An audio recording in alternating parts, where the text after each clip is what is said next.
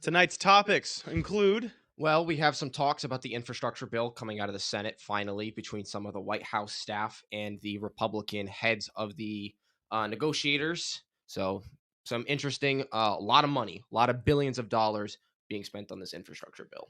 Crazy. I'm bringing to the table tonight. We're going to be talking about the audit of votes over in Arizona and media censorship of what's going on over there, as well as media censorship as a whole. We have a lot of things going on this week that you probably haven't heard about yet. It's true, including a very interesting race out of Texas in Texas 6th congressional district. A very interesting case. The congressman actually died of COVID a month or two ago, and this was a special election to fill his seat. Two Republicans ran for the seat that got a decent amount of votes to be able to go to another special runoff. And one Republican was Trump endorsed and one was not. And so we'll talk about the results and the implications of Mhm. that race on 2024. Right.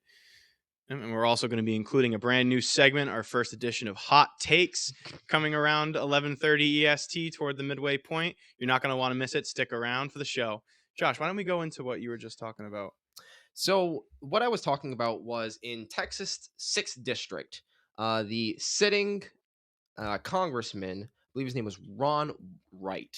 Hmm. He had just been elected in 2018. He had defeated a gentleman by the name of Jake Elzy, who was also a Republican running at the time. Is he no longer a Ron, Republican, or is he just not running in politics anymore? hmm? When you said running at the time, is he not a Republican anymore, or is he He still just? was. Oh, Yeah, okay. he's still a Republican, absolutely.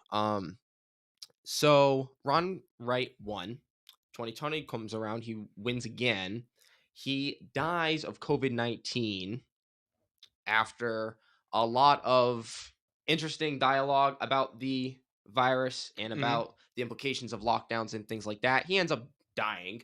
His wife, Susan Wright, tries to run to fill his seat, gets endorsed by Donald Trump himself, plasters it all over her campaign ads, all over their website. I actually went to both of their websites, Elsie's and Hmm. Wright's, and Wright wanted you to know it was all about Trump. It was all about the Mm. endorsements. It was actually interesting. I couldn't find the issues on her main page until you scrolled all the way to the bottom, and it was one word that said issues. That does make sense, especially when you're someone who's not an experienced politician.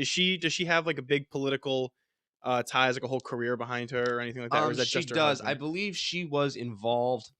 I believe she was an elected chair within the Republican Oh well, okay, Committee of Texas. It's not like a. I don't think it's a representative body, but it's a part of the party structure. okay, I believe she was involved in that. I believe she was a chair. If not, she was sitting in. She was an elected okay. official So within that. yeah, she was involved, but I could definitely see using the endorsement of Trump to her advantage, considering Trump is really big with a lot of like local Republicans. Usually not big with people in Congress or a Hmm. couple, like, every now and again you get like a couple Trump supporting congressmen, but not a lot of them. So even the Republicans are divided over Trump. So like her, like, basing her campaign over Trump's endorsement is definitely, I would say, a good move for someone who doesn't have a lot of Hmm. either funds to do a campaign, or someone who's not up to a campaign. I wouldn't be up to a campaign if my spouse just died. Right. So I So totally understand using Trump as a way to get elected. I fully respect that. That's something I would do as well. and it's even more interesting because it is a respectable move to use the name of the most Mhm. popular Republican within the party Of course. alive right now. Hmm. I think the only person that would even be more popular is Reagan reincarnated from the dead. I think Yeah. that's the only person that could probably beat Trump in a general election right now, if I was being I don't know. If honest. Teddy Roosevelt got out of the grave and started doing the Thriller, I would definitely vote for the him. Bringing out the Bull Moose third Bull party, Moose. the third party we didn't know we needed once again. No, it's not that we don't know we need it. I definitely know we need it. Definitely could go for Teddy.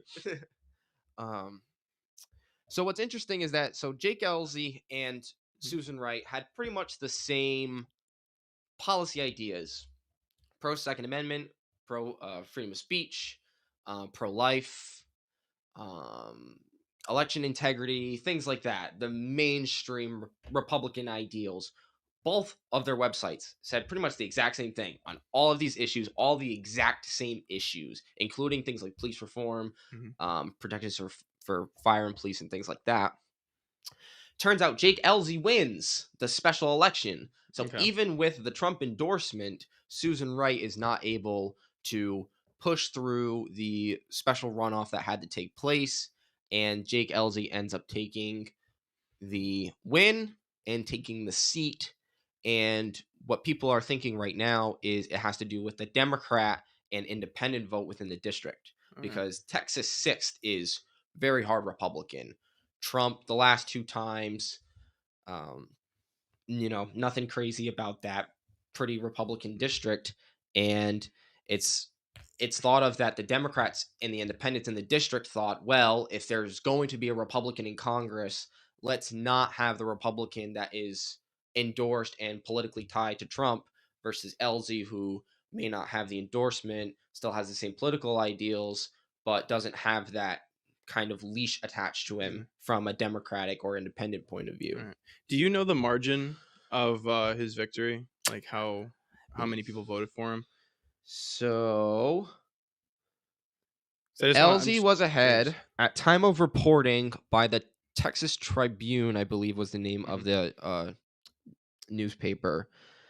Jake LZ in Texas 6th congressional district was ahead 52.9% Oh, to 47.1% for Wright, with 90% of precincts reporting. That was obviously before the election was over. It is now not over. a very wide margin at all. No, it Wow. it came within 5 points, and Yes, that's that's super about what tight. you would expect from something where it is sort of like a challenge to Trump's name within the Republican Party. Mhm. I do not have any predictions on whether or not LZ will tie himself to Trump while in Congress, or if he will try to move with some of the other Republicans, such as Liz Cheney, Right. to a more anti-Trump side of the Republican Right. Party. But now he has the freedom to choose, Was which is this pretty a big. okay? Was this a representative election or was Yes, this the this was Senate? the Okay. House of Representatives for Alrighty. Washington D.C. Yeah. Wow, okay. So we can see. I mean, I don't know why Trump wouldn't want to endorse this. The who won? What was the name again? Her name was Susan Wright. Not who was endorsed the winner. Jake Elzy. Elsie. That's right. Yeah, Yes. Elsie. I don't know why Trump wouldn't endorse Elsie. I mean, I don't know why Elsie wouldn't really want to not endorse Trump. And it's pretty much a given at this point that Trump will be running again in 2024.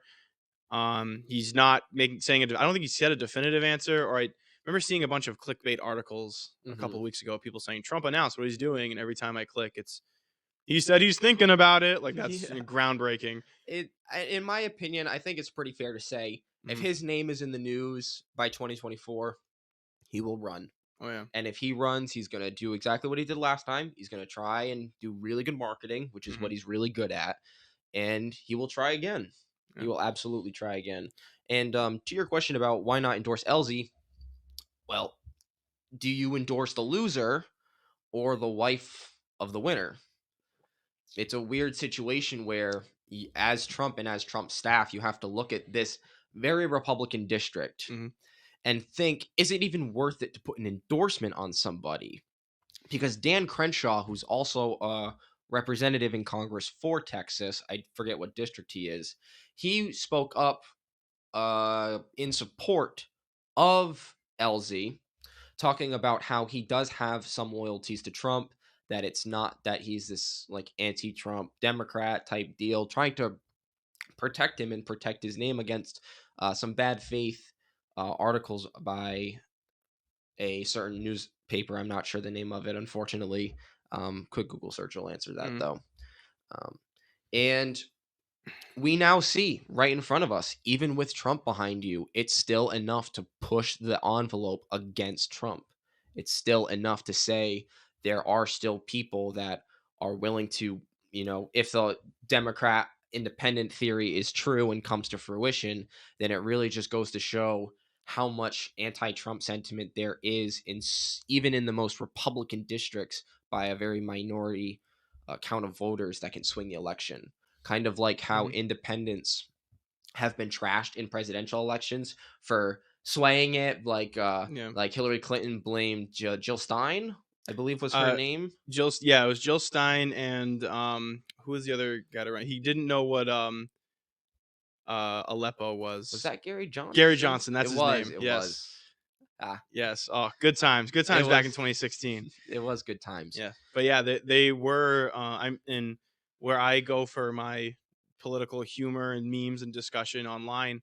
A lot of people like to trash talk independence by saying things like all they do is suck votes out of certain political parties. In votes in this past election, if all of the people who voted libertarian voted for Trump, Trump would have won some states. It's true. But yeah, and there's people I don't understand. And like this is also part of the meme, but it's also I kind of sympathize with this. I don't understand why people, excuse me, will vote for a third party candidate when you have a mainstream candidate you can vote for that has semi your views, Mm. but you're taking a vote away from them for who hardlines your views, and then because you voted for that independent, you're going to give the win to someone who you don't agree with at all. Well, it's actually interesting, Hmm. and this question is heard a lot because you're right. When you look at Yeah. it from a mainstream point of view, and you're just a regular person looking in, what's the point of voting? Here's the Yeah. point. No. Exactly. Well, not just you should always vote, in my opinion, but what's the point of voting for independence? The more presence you have in an election, the more delegates you're allowed Right. in certain committees within Congress, Hmm. I believe, or within certain party seats, Right. within the private institution of like the Democrat, the Republican, and the Independent Party. And it also has to go into what I feel is disenfranchisement. How many people have been, what is it, bleeding red Republicans? I think it was Bleeding Heart or something like that. Yeah, Bleeding Heart bleeding heart Republicans. Republicans, an old term, Oh like yeah. from like the 80s and the Hmm. 70s. The Republican card holders, they had Right. their cards on them. You had people that were supporting that, and then they end up supporting things like President Obama with hope and change. And there was a district in Ohio, I believe, that voted for Obama twice, then Trump twice.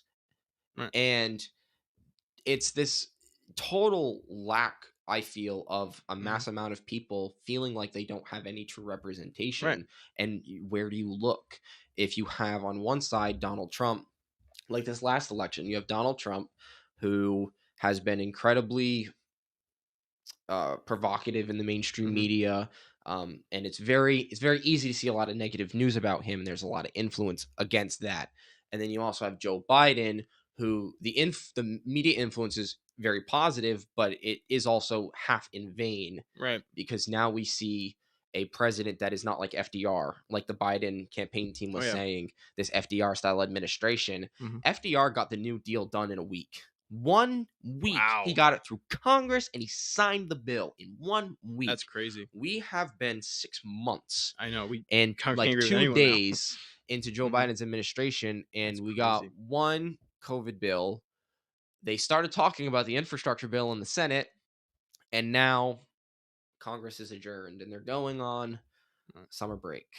Exactly. Well. And speaking of the summer break for Congress, tonight is the end of the eviction moratorium, which is the protection for renters and homeowners from being evicted from their homes because they were unable to pay due to COVID-19.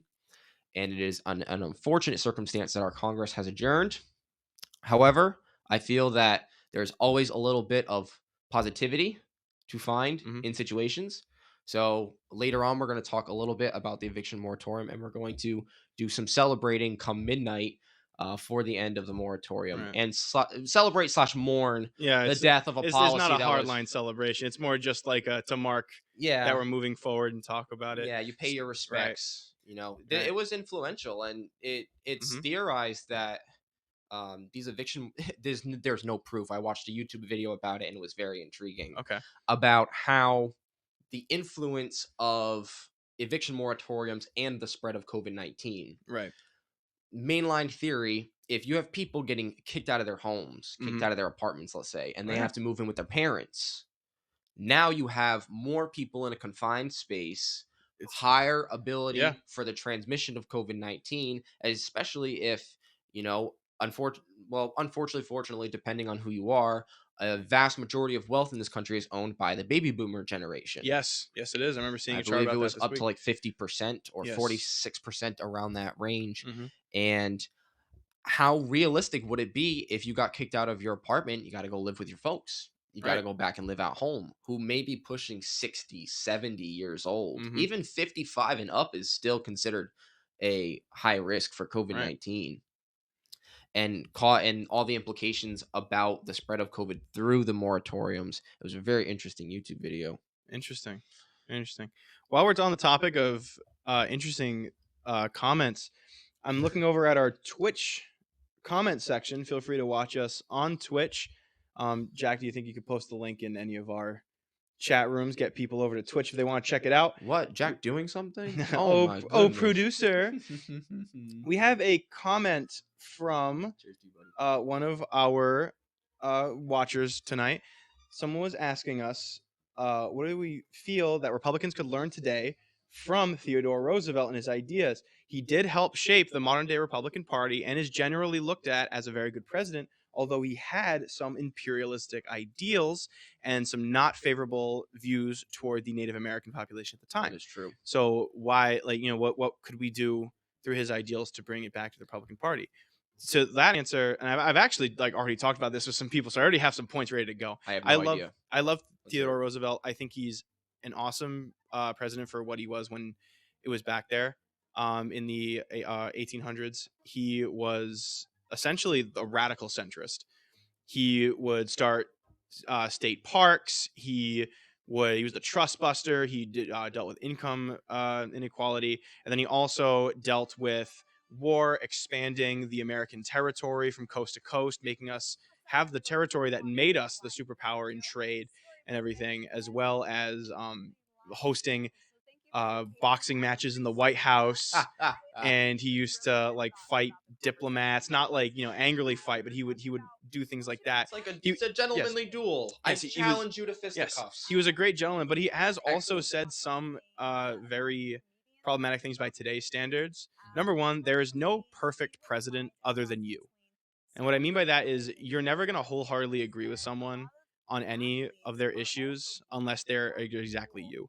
Mm. Yes, he did say during the expansion outwards, during the Manifest Destiny, the only good Indian is a dead Indian. Do I support that and say Ted was right about that? Absolutely not. I know multiple Native Americans, especially over in the Northeast of this fine country, and I haven't had any issues with any of them. They're all awesome. Excellent. My one of my first like bosses in my career path was Native American of the Mashpee Wampanoags.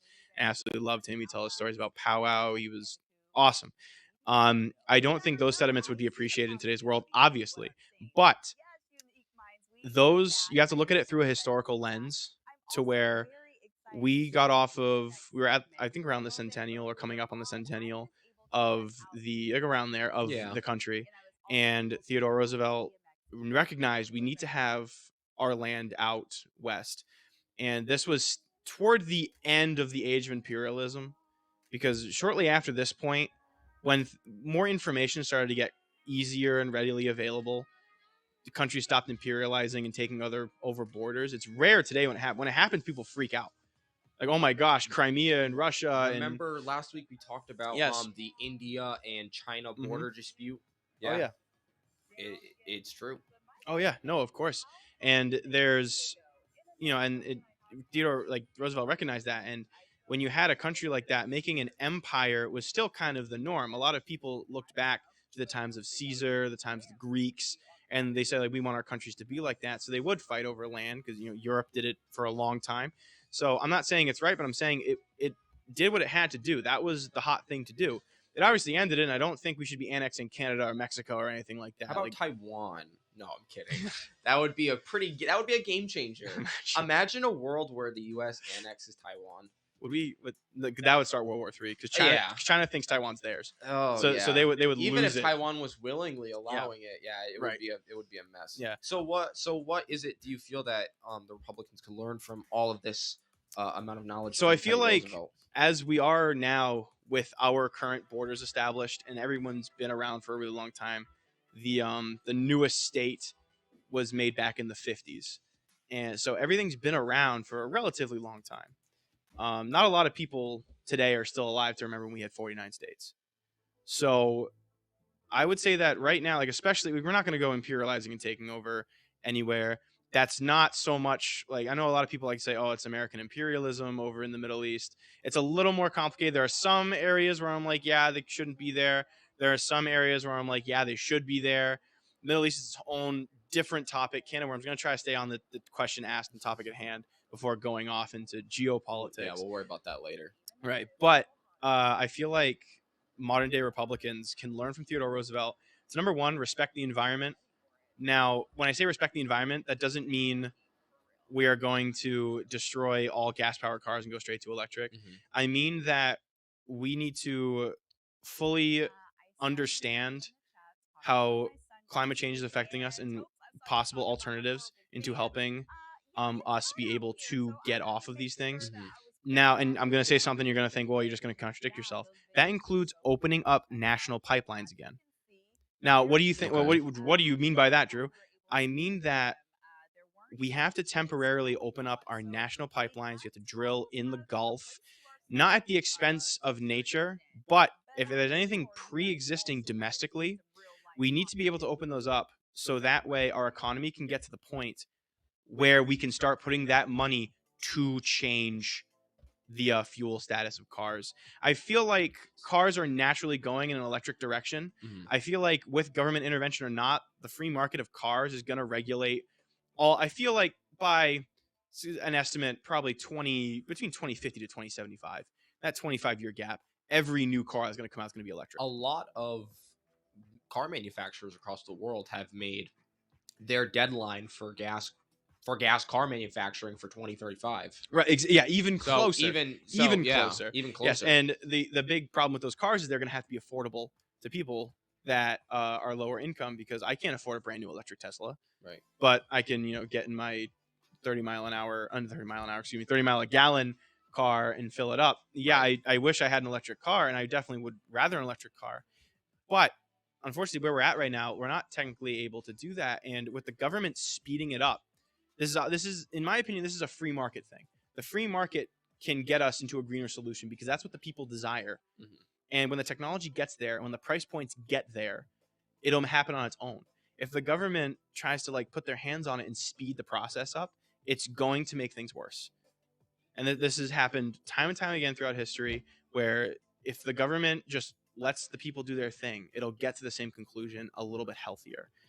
I like I said, I want like I'm not someone who's Right. drill for oil, screw the flowers. Like I love this earth. God gave us this planet to live on. We need to take care of it, of course. But we can't do that at the expense of our growth while other countries like China and India are going unregulated. Right. It would just be shooting us in the foot and it's going to take us out of free world status, and then we're going to be killing the planet even harder than when we were before we were taken over by the Chinese overlords. You know what I So mean? I totally understand. And you know what's interesting is my Hmm. exact answer was going to be very similar to yours, which was climate preservation, preserving our earth. Hmm. Now, my idea of it is yes, we should be trying to expand our ideas of nuclear energy, trying to Oh, expand our dude, use of wind I energy. was gonna I gonna bring have that a up. we have a I think we talked about this last week. I'm always going to talk about these damn turbines. Our friend is an Hmm. engineer, and That's he right. told me about these wind turbines that are vertical in between the lanes on the highway, like in between the two sides of the highway. And as the cars drive past each other, they create a wind current, and that creates energy. And it's literally just harnessing energy that we are using with our vehicles. And we are going to hopefully get to a point where if a Republican Party decided, hey, we should be trying to not only preserve our planet, that's how you can obviously voice it and make it more appealing to people. Hmm. But in my opinion, in a sort of Machiavellian sense, my my energy idea is we should be in most ways self-reliant in our energy, producing Yes. our own energy, whether it's Yes. nuclear, wind, solar, wave energy conversion on the coasts. We should be Yes. looking at new ways to generate clean, carbon-free Hmm. energy so that we can harness our own energy and not have to rely on things like OPEC or Right. rely on shipments from China It's from to China, the be able Middle to East. fuel, Oh or yeah. the yeah, from China, the Middle East, from Asia in general. Hmm. If our supply chains crumble like they unfortunately did for a while during COVID-19, Hmm. we're we're going to expect high prices. Oh, yeah, that. OPEC shut Yeah. their exporting by 50% during the height of Nice. COVID-19, Mhm. driving gas prices Oh, yeah. a little bit up. No one was really using gas a whole lot, so it kept the price a little True, bit that's right. There even. wasn't as much of a demand. People weren't going anywhere at the beginning of lockdown and quarantine. But it just shows the impact that OPEC has on our nation when Right. it comes to energy. And if we are in a lot of ways, especially in our public infrastructure, self-sufficient, I feel like that not only gives us a sense of national security, Mhm. but also if the effects of human nature are full and climate change does have a drastic effect on our coastlines, we have very, very expensive military infrastructure on the coastlines. Right. We have, oh goodness, it's a military training academy. Oh, it's in New York, man. Why can't I remember the name of this? Um, is it West West Point. Point? West Point. West Point is on a river in, well, not Mhm. on the river, but it's on the side. Yeah. It's on the side of the river. You know what I mean? In New York. And if we have a crazy situation where there's massive flooding in New York and all these rivers are overflowing and there's massive, massive rainfall, there's a lot of key military infrastructure in Cape Cod, in New Right. York, Carolinas, the Florida, in the Gulf of Mexico. We have Right. military, the West Coast as well. We have military infrastructure all over the place, and if we can do our best to preserve that infrastructure from any natural disasters, Mhm. give ourselves self-sufficiency in energy through all the different ways of clean energy we can think of, then I feel like the Republican Party has a really, really big step up on the Democrats. Because right now, the big thing about climate coming out of the Democrats is the Green New Deal. Yes. But Which barring a yeah. massive political revolution that has the implications of toppling an entire empire, Mhm. I don't see the Green New Deal going Yeah, through. And there exactly. is and listen, I shouldn't be so cynical. However, the influence of private industry in our government makes it so that radical progressive policies like the Green New Deal, whether it's a good or bad idea in our own opinion, is invalid. What matters is, Right. will it go to the floor? And so long as Nancy Pelosi is the Speaker of the House, I do not see the Green New Deal ever touching the House floor for a vote, for a debate, for Mhm. anything. Right. But the And Republicans can yeah. use that and say, well, we're actually unified on this idea. Yes. We are protecting national infrastructure. We're protecting the planet. Right. We're self-reliant on our See, energy. right. I agree. See, and the thing is, I agree with kind of both the Democrats and Republicans in the debate of climate change, where there is science that shows that climate change is bad. I Yes. do like I yeah like it like there are negative implications. We're getting new records every year. We're getting 100-year You storms get every that. couple of years. Mhm. Yeah, over in California and Arizona, there were temperatures that made it so that way people could not stand outside. Like at 118 degrees, the body starts to like you won't be able to walk. You kind of like Mhm. shrivel in. Um, It's just too hot. It's it's too hot, yeah, crazy temperatures. you can't move. See, one time, and this just to bridge the story, 'cause I know what it's like to be in a super hot environment. One time I went with one of my friends to Boston, and we went to a 200-degree, no humidity, high heat sauna. So it was a room that was 200 degrees, and you couldn't stay in that room for more than a half an hour. And when you sat in that room, we were sitting, mind you. We would Mhm. leave that room exhausted, as Mhm. if we just ran a marathon. You hunch over, you can't breathe. You're like this. So at 200 degrees, just not even moving. Imagine at 118 degrees, you leaving your house and walking to your car or walking to your mailbox, having to do exertion in that heat, Having to go to work. having to go to work. Have fun going to work at Amazon. Oh yeah, You'll yeah, in the warehouses exactly. Especially in older folks that are going out, they're gonna have heat stroke. They're gonna go down. Mhm. It's things that are really hard. So I agree that yes, the climate change is apparent and it is having issues. We can try to turn things around. Now, the big thing though is say we decided to get all cars like we ban fuel cars. That's it. No car can run off of gasoline in the United States. Even if we did that, the top 15 most polluting active ships right now that sail in our waters pollute more than every car in the United States combined, as well as China and India being completely unregulated. Mhm. Now, people like to say, "Oh, well, we were going to do the Paris Climate Accords. Trump left it, and that was a bad deal." If you read those Paris Climate Change Accords, they were awful. Mhm. They only shorted the U.S. What they did is they said the U.S. had 5 years to cut down their CO2 emissions, cut jobs, start getting these cars off the road.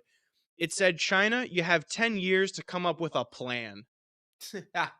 All that would do is just shoot the United well, States in the leg and make it so that way we can't outpace them. it may be surprising, but we have like a C grade or a D grade on carbon emissions. We are the number one polluter on this planet is the Pentagon. Car- Carbon emissions in There China, you was can't see the sky because of how much the carbon gets into the sky, well, that's how smog. much they produce, like smog and other carbon things There like was, that. dude, I tell you, there was a very, very interesting documentary trailer I saw. Lord forgive me, I can't remember the name of it, but it was by a journalist, and she had made this documentary about the Pentagon and the pollution within the U.S. military and the Hmm. U.S. military apparatus. This is including the Pentagon, the Army, Navy, all branches of the U.S. government, and or excuse me, all branches of the U.S. Armed Forces, and really went into detail, or said she was going to go into detail about this. I'm going to find the name for that. Good, yeah, find that so we Absolutely. can watch that for next time and talk a little bit more about it because I like saw charts, especially when Greta Thunberg was Sorry, um Jack. Could sure. you do me a favor? Could you look up Pentagon number one polluter documentary, please? As I was saying, we when Greta Thunberg, I hope I'm saying it right. Yeah, She I'm was pretty when sure. she was big in the media spotlight. I was get blasted with graphs in my sub feed of charts that the US is actually going down in carbon emissions and is way below China and like India and that section Mhm, of the world. And yet, like I don't know why the US gets scolded so much about. Like I understand big plastic producing as well, mhm. but it's these top corporations that are the ones that produce the most plastic emissions. Yes. So those need to be regulated. It's a lot more complicated and cut and dry than just get these things off the road. Yeah. And I don't agree with Republicans that say, "Oh, it's just not real. It's just whatever." I don't agree with that. I want to get to the point where we're not burning any more fossil fuels. I agree with that. Should we do that in the next 10 years? Absolutely not. We can't What force it this. We can't push it. It has to be done gradually and through a certain amount of steps. And that includes, like I said earlier, opening up our pipelines to get local fuel so that way everything can be cheap and that way we can have a bigger, bustling economy. And then in that, it's going to loop back in the private market because especially car brands and other brands, they like to tout how green and energy efficient they are because that's what's hot. That's what's cool. Hey, I burn less emissions. People are going to go to that company. So they're going to keep going green to get people to buy from them. And it's going to naturally Mhm, do that. And then by 2035, like you said, when certain car manufacturers say we're only going to produce electric cars, it'll happen naturally. And then as America, we can start to combat climate change. We just aren't ready to get up and get in arms with that yet. And if you try to force that, you're going to cause a lot of people to go into poverty. You're going to get a lot of people to give up jobs and other things. You're only going to empower big mega corporations, and we're going to have to regulate them as well. Which, if you do this super fast thing, especially through Congress, who gets lobbied by all these mhm, corporations, it's not going to affect them, and we're going to be doing more harm than good into getting mhm, there. Like I said earlier, I want to get off fossil fuels. This isn't me going like, yeah, crap on the polar bears, whatever. Like let's make rafts out of plastic bottles. That's not what I want. I want it to be not like that, but it can't happen right away. It has to be through a long period of time. It has to. And So what's tough about that is it would probably span over a few different presidencies to get to that point. mhm, And you might have a president that's going to try to undo it, or a Congress lobby that will try to undo it. yep. And it's a policy that has to be able to stay through and consistently have this gradual change, so that way we get there. You know what I mean? Like like if we are going to do some kind of government regulation, it Mhm. has to be done super gradually. I would say give it up to the free market, but with corporations and stuff polluting, we'd have to limit their plastic giveaway. Another thing that really isn't talked about, I feel that should be talked about a little bit more when talking about climate. It is obviously a temporary band-aid. This Mm-hmm. cannot be a long-term solution, but carbon capture can be a very crucial step in Mm-hmm. that transition period that you're talking about, especially when it comes to companies that are very high polluters. Yeah. And it's not only about carbon emissions either. Right. Carbon emissions is very important because that is, Mm-hmm. according to scientists, the lead driver of climate change. But what also matters is, toxic waste dumps in swamps, Mm-hmm. or residential housing that is condemned because a local plant got shut down and the CEOs got away clean. And Mm-hmm. that's what we find a lot when we see rampant pollution. It's by this institutionalized, Mhm. massive profit incentivized being that sole purpose is to make money and not have any care for the environment, for the people Yeah. around it, for the workers within that Right. community. Yeah. Just to add to that, I'm reading off of Twitch chat right now. Scientists say that the situation is dire, so solutions have to come fast. Well, to that I say some solutions can come fast, like regulating corporations, going in and doing investigations. That stuff needs to be done immediately and quickly. Especially Yes. sorry, Mhm. I hate to No, cut no, you off, yeah, but no, it's very say. important that we mention the US military. Yeah. The US military is all gas, no brakes. Literally, Yeah. it's all gas, planes, trucks, aircraft. Well, there Mhm. actually are new aircraft carriers that are nuclear powered, and they're very, very powerful, and they're very, very efficient. And that is a very good step that I like to see. Yes. I like to see Love nuclear power. Let's yes, go. I love nuclear Yeah. power. Listen, it can be so dangerous, but Y- Twitch chat's right. Mhm. Steps need to be taken, and if we need to start really radicalizing our military infrastructure to make sure that we do not have this drastic impact on the world being Yeah. pushed and profited on, by the way, Mhm. by our tax dollars, because people forget private companies make those Humvees. Boeing is the ones that Yes. make those planes. They sell the jets. Right. Private companies make the bombs. Lockheed Martin makes Mhm. logistics and all this crazy technical crap. They're Right. making bank off this stuff, off of our tax dollars. Yeah. And if we are actively killing our planet with our tax dollars and people are profiting off of it, it Yeah, needs to that's be not good. investigated. It's like war profiteering. It's something that's like equally as bad. Hmm. Yeah, like along with the like, yeah, like I agree. Some situations have to be taken care of right now. Like I said, the investigation and regulating these corporations, Hmm. but we can't do it at our base level right now as fast as we can. That's just going to cause extreme economic hardship. And if the United States faces extreme economic hardship, it brings economic hardship on the entire world. And my main focus is if China overpasses the United States, breaks that mutually assured destruction lock that they have with us, and then goes to war and gets rid of us, the free world's gone. The Chinese government does not give a rat's ass about their pollution. So it's going to do more damage in the long run. We have to keep America up. Situation. Oh, it's dire. It has to be done quickly. Like now, they said that in the 80s and the 90s. Remember when the people were saying, "Oh, by 2010, the polar ice caps are going to fully melt and flood like half of Canada," and it's saying that I've never seen that, but honest, people were but saying people had like insane predictions. It's always been like a we have to stop this now issue. So I understand when people say, "Oh, it's not real" or "it's not whatever." I understand. I don't agree with it, but I understand where people come from when they say things like that. Like, "Oh, it's fake." I don't think it's fake. I just think you have to overhype it to get people to listen. right. So I do agree with that. But yeah, people have been saying for decades, "Oh, we have to stop this now, or we're gonna flood." But ice caps have been fluctuating in freezing and melting and freezing and melting. Yeah, the polar ice caps need to be a little colder up there. We need to like I said, Well, like I said earlier, I'm not for pollution. you I gotta. I I want to get to the point where nuclear power. With electric cars and everything, we can have like full green resource. I want to get there, but it can't happen right away. It will absolutely destroy the state of living There in our country and then the world. Well, in my opinion, that's a very radical view. I Hmm. think that radical change will bring radical change to people that Hmm. might not be expecting it, and these are the miners that are mining Hmm. coal, the people that have been mining coal for the past 15 to 20 years. They graduated from their local high school and then they started mining coal, and they've been doing that. They're a union worker.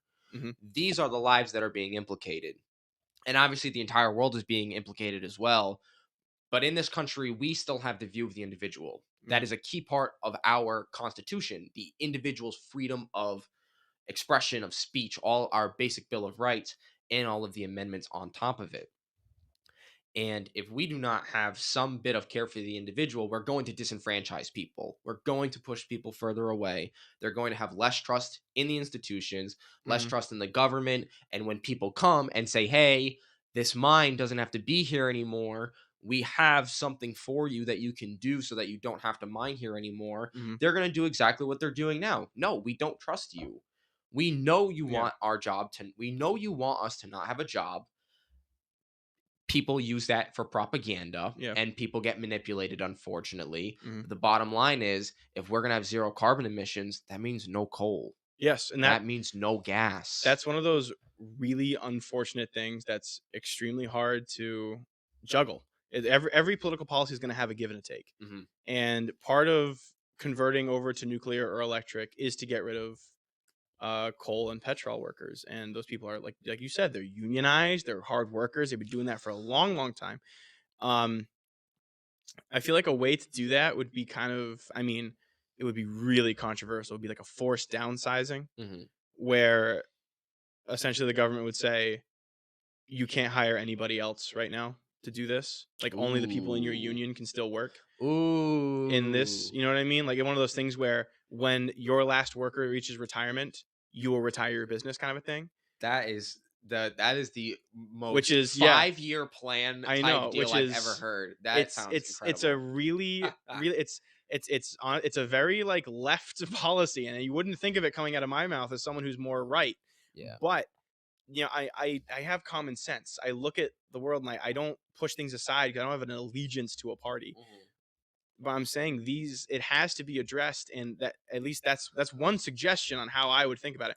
I am not some kind of expert on the coal and petrol industry, but I do know a little bit about nuclear power. I know how it works, Mhm. vaguely. I know about uranium and the pellets and how they do everything like that. Can Um, you make nuclear power with your own body? is your own body? No. So what? No, I The, know, I yeah. know. So I'm so yeah. I'm So kidding so the with way you, that but nuclear power works, it's actually super interesting. I took a class on it back in school. Um, they mine uranium 235, Mhm. which is the bomb uranium. That's like the high energy uranium. Only 3% of it exists in nature. You can make it artificially. Okay. And they mix the high energy uranium of U-235 in a ceramic pellet. And they're kind of shaped like solo cups. Josh, could you hand me the solo cups just so I can do the example? They're shaped kind of like I need both of them. Thank you. Oh, does that have liquid? Oh, never mind. Yeah. So they're kind of shaped like this. I'm using this as a really rough example. So that way you can stack these pellets in a rod, right? And it goes all the way Mm. up. Gotcha. That so when they say fuel rods in a nuclear power plant, that's what they mean. They mean the rods of all the pellets. Now the pellets have a really small amount of that U-235, that radioactive high energy uranium. So it's going to produce energy. What they do is they dip those fuel rods in some pressurized water to keep them cool, and the steam it makes spins a turbine, and then it makes power. Mhm. That's how nuclear power works. Now, if the water pressure is off or the water temperature is off, excuse me, it makes the pellets overheat, and then they begin to melt. The melt then joins the pellets together, and with radioactive substances, the bigger the mass, the bigger the energy output. That's why nuclear failure in a plant is called a meltdown, Mhm. because the pellets melt and fuse together. And that's when it gets too big, it gets to that critical mass. You've heard that in like movies. Oh, it's at Ah. critical mass. It's going to get to critical mass. At critical mass, it is making too much energy to contain, Mhm. and it'll just blow up. That's the big like meltdown, like Chernobyl Gotcha. situation. And a lot of people are scared about that, which it's actually extremely rare that things happen like that. Mhm. Extremely rare. And a lot of the time, And a lot of time, yeah. regulations are broken. Regulation. Oh yeah. Oh yes. Regulations are broken. Fukushima, Mm-hmm. the water tower that fell, Mm-hmm. that was used to supply the water that you were talking about, fell, wasn't within Oh regulations, yeah. and it caused a massive meltdown Exactly. You can during the see. tsunami. Oh yes, you can see meltdowns days in advance. Mhm. If you're paying attention to your readings, if your engineers are on top of it and they're there like they're supposed to, and everyone's following regulation, they're checking all the charts and the graphs, you will see a meltdown days in advance. Mhm. And yeah, it's gonna suck. They had to shut down the power plant. No one gets power for a while.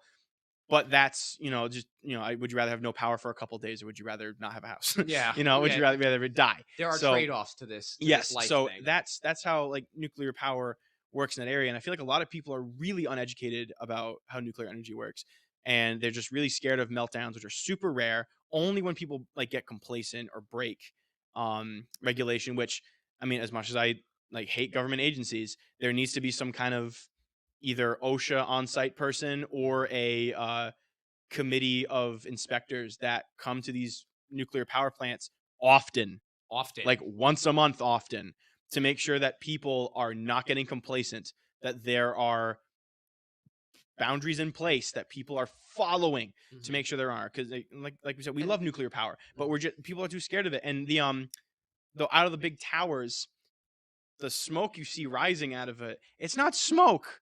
That's steam. It's just steam. It's steam. It's just excess steam from the cooling power. I remember seeing there was some big like Facebook post like blow up where there was a poster in a elementary school classroom where it says, "Oh, accept green energy." Green being electric, um, and then uh, dirty energy being fossil fuels, and it said nuclear, and it showed a nuclear power plant, and it said that the emission from the tower was smog. That's not what that is. That's Nuclear is bad. the cleanest energy we have, and the best part about those fuel rods and the fuel pellets when they're expended of their energy, they just take them to not Arizona, to Nevada, to a radioactive dumping facility, and they dump it. Yeah, but isn't that like? Don't they like dump it in the sand? They dump. There's a specific mountain that they hollowed out that they use. That's yeah. That's the whenever there's a radioactive, um, like power plants have to dispose of radioactive waste, which Ugh. isn't green glowing liquid. It's literally just water. Yeah, yeah. It's not And like The Simpsons, yeah, and unfortunately. it's just it's irradiated water. It's water that's been in the system for a while. You ever play Fallout? I played Fallout 4 and I wasn't a big fan of it, and I pre-ordered Fallout 76, unfortunately. I Ooh, know, that's a rough for the one. gamers out there. Oh, the gamers. Speaking of gamers, we had a very interesting story break this week, which we can definitely tie to politics as well as unionization, like we were talking Mm. about. Blizzard Activision, more Blizzard, had an awful turn of events this week where someone blew the whistle on a very intense workplace incident where a female employee was being sexually harassed. And when she sought help, she was ridiculed for it, and it drove her to actual suicide. Awful, terrible, inexcusable, and something that should be prosecuted, and extended to the full extent of the law. Mhm. Excuse me.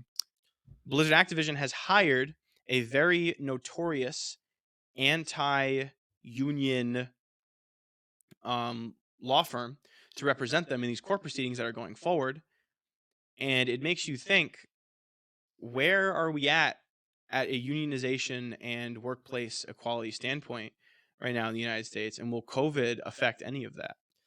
We had sort of a preview of this exact same conversation in Alabama with the Amazon warehouse workers that tried to unionize. Mm-hmm. Amazon was suspected, I can't read it.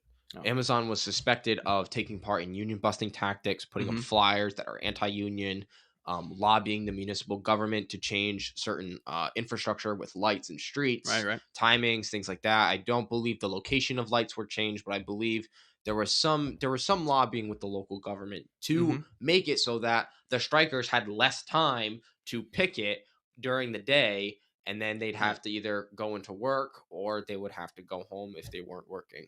Mm-hmm. And we saw this preview. Where we're at right now is we have companies like Blizzard Mm-hmm. that are hiring these law firms that are really big in union busting, and we see companies getting involved in these type of union busting tactics to, unfortunately, great odds to where even the lives of their workers are being Oh put yeah. at risk. Oh yes. Video game development is actually really overlooked. It's really a tough business to get things out on time at a good quality. Um, I remember hearing there are multiple companies that essentially have sweatshop like conditions, people working 12 hours, 14 hours a day, coding, testing, putting models in the game. And it's causing a lot of issues to where people are starting to point out that even in video games where you don't even think about how they're made or the people that work there, even in that area, there's bad working conditions Oh at yeah. sit down desk jobs where it's not physical, not like Amazon where they're not slinging boxes, but they're stuck at their computers all Man, day. I believe Jack would actually know. Jack, would you happen to know which company it was that their developers had to work like 2 months in a row, no days off during COVID? Man, don't you remember the stories about it? 2 months off. No. Yeah, Hmm. me neither. But there was a really Project Red? Yes, CD yes, it, Projekt it Red. was. It was Ooh, because of Cyberpunk. They had to work like triple overtime. Their working conditions. Thank you so much. I'm glad you remember that. Now my brain is all on fire. sweet. Um, CD s- Projekt Red's a good studio too. It hates yeah, like you like you I liked Blizzard before this whole thing. It breaks your heart when you hear about these conditions. and it has to do in part with the corporatization of the gaming industry. Mm-hmm. Think about the change between the gaming industry of 2006 and the gaming industry of today. That's right. The gaming industry of today, you can see, is more profit driven Mm-hmm. directly, Oh in yeah. my opinion, from the games that I've seen released recently, Oh no, I than definitely agree story with that. driven. I definitely agree And with and that. artistic talent is being put more on the side for profit. And there was Yeah. actually um, companies where what they do is they will survey people Mm-hmm. and say, what would you rather do, be on a beach mission or a ship mission? And then people answer the surveys and they do these intricate surveys and they will literally build games. AAA title Mm-hmm. companies literally surveying people saying, hey, you like this mission, this mission. And on the forefront, it makes sense. Like, yeah, you want to see what the people want. But where is the artistic Oh yeah. creativity? Where is the narrative? Where is the No, drive? Where and is the oh yeah, no, and creativity? I totally agree. And this is in other facets too. It's in all areas of entertainment where artistry and the ability to express one creatively is taking a backseat to profits and toward making a buck. And we can see that in the quality of movies now, with like Marvel formula. If you have a formula that works and makes money, you can be creative in that formula, but you're going to make a ton of movies that are almost the same. Mhm. You look at the Marvel Cinematic Universe. I love Marvel too. Don't get me wrong. I'm not hating on the franchise. I absolutely love Marvel, but I do understand. Like I look at things objectively, and yeah, there is a formula, and there are things that affect it. Same thing with video games. 2007 to 2009, or actually no, 2012. Look at the amazing titles that came out in that time for 2012, video that games. was Modern Warfare Yep. 3. Modern Warfare 3, you had the Dead Space, the two good Dead Spaces. Yup. You had the early Assassin's Creeds, which were Oh, awesome. You excellent. had the infamous games for PlayStation, for all our PlayStation homies. They were awesome. You had these really creative, story driven single player games. And that's why, like, when I was growing up, I'm like, I like video games. I like these opportunities. Now, what are all the popular games that come out now? They're they're usually free to play, Multiplayer, multiplayer, online, yeah. shooter, online, where you can buy skins and get money. Like the artistry is more, instead of writing a coherent good story, it's into the cosmetics of the skin, and it's to get people to do that. And that's just in video games. It happens in movies now. Mhm. It happens in TV shows now. How many times are we fed up with how repetitive a show is, or a movie is, or how dumb it sounds or looks? And that's kind of, and I mean, not to fully derail from politics, let's bring it back to politics. Do you think that corporatism will go away on its own, or do you think we have to do something? And do you think that artistic integrity can still earn you a living in today's world? So the first question you said was, do you think that corporatism will go away on its own? Mhm. No. So long as there is a profit, corporations will make it. So So, long yeah, as the Milton Friedman style of CEO share tied to their salary, and right. this um, share driven market economy, we are going to see further and further exacerbation of corporatism. I feel we're going to see the tiniest profits being squeezed out more Right. and more. You're going to see water being squeezed out Mhm. of And stones. that honestly can, like, corporatism goes everything to manufacturing of goods, foods, and products to entertainment. Absolutely. What do you think we, either as a society of people and consumers, can do, or what can the government do to regulate that, to get that to not, because what, like, we can't have a government commission for the artistic integrity. Like, Yeah. you're gonna show up and read a script and say this isn't artistic integrity, when in fact it is. It just No, sucks. you just Like, turn it's yeah. subjective. You turn it into propaganda at that point. When you put Exactly. when you So put yeah. regulation on artistry, Mhm. that's when it becomes Right. propaganda. So what can we do as like a people? I mean, it's tough when every piece of media, it's like corporates have the monopoly on it. Disney owns 1/6 of all media you consume now. 1/6 of all things. Amazon owns MGM now. Do they really? They do. Oh They my acquired them for, I believe it was like $10 billion. goodness gracious. Yeah, Amazon now has a hold in every single aspect of our lives. Mhm. Commercial shipping, streaming with the Amazon Prime. They have the MGM, which is entertainment. Mhm. They have political lobbying. They have their pharmacy. Amazon is everywhere. And that corporatism, in my view, can be stopped Mhm.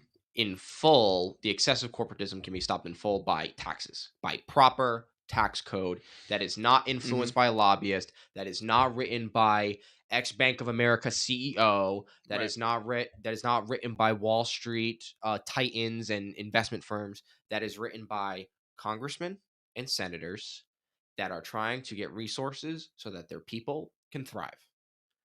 I feel that that is how you put a solid end to the extreme corporatism, because now your profits are not, they are not so necessarily important.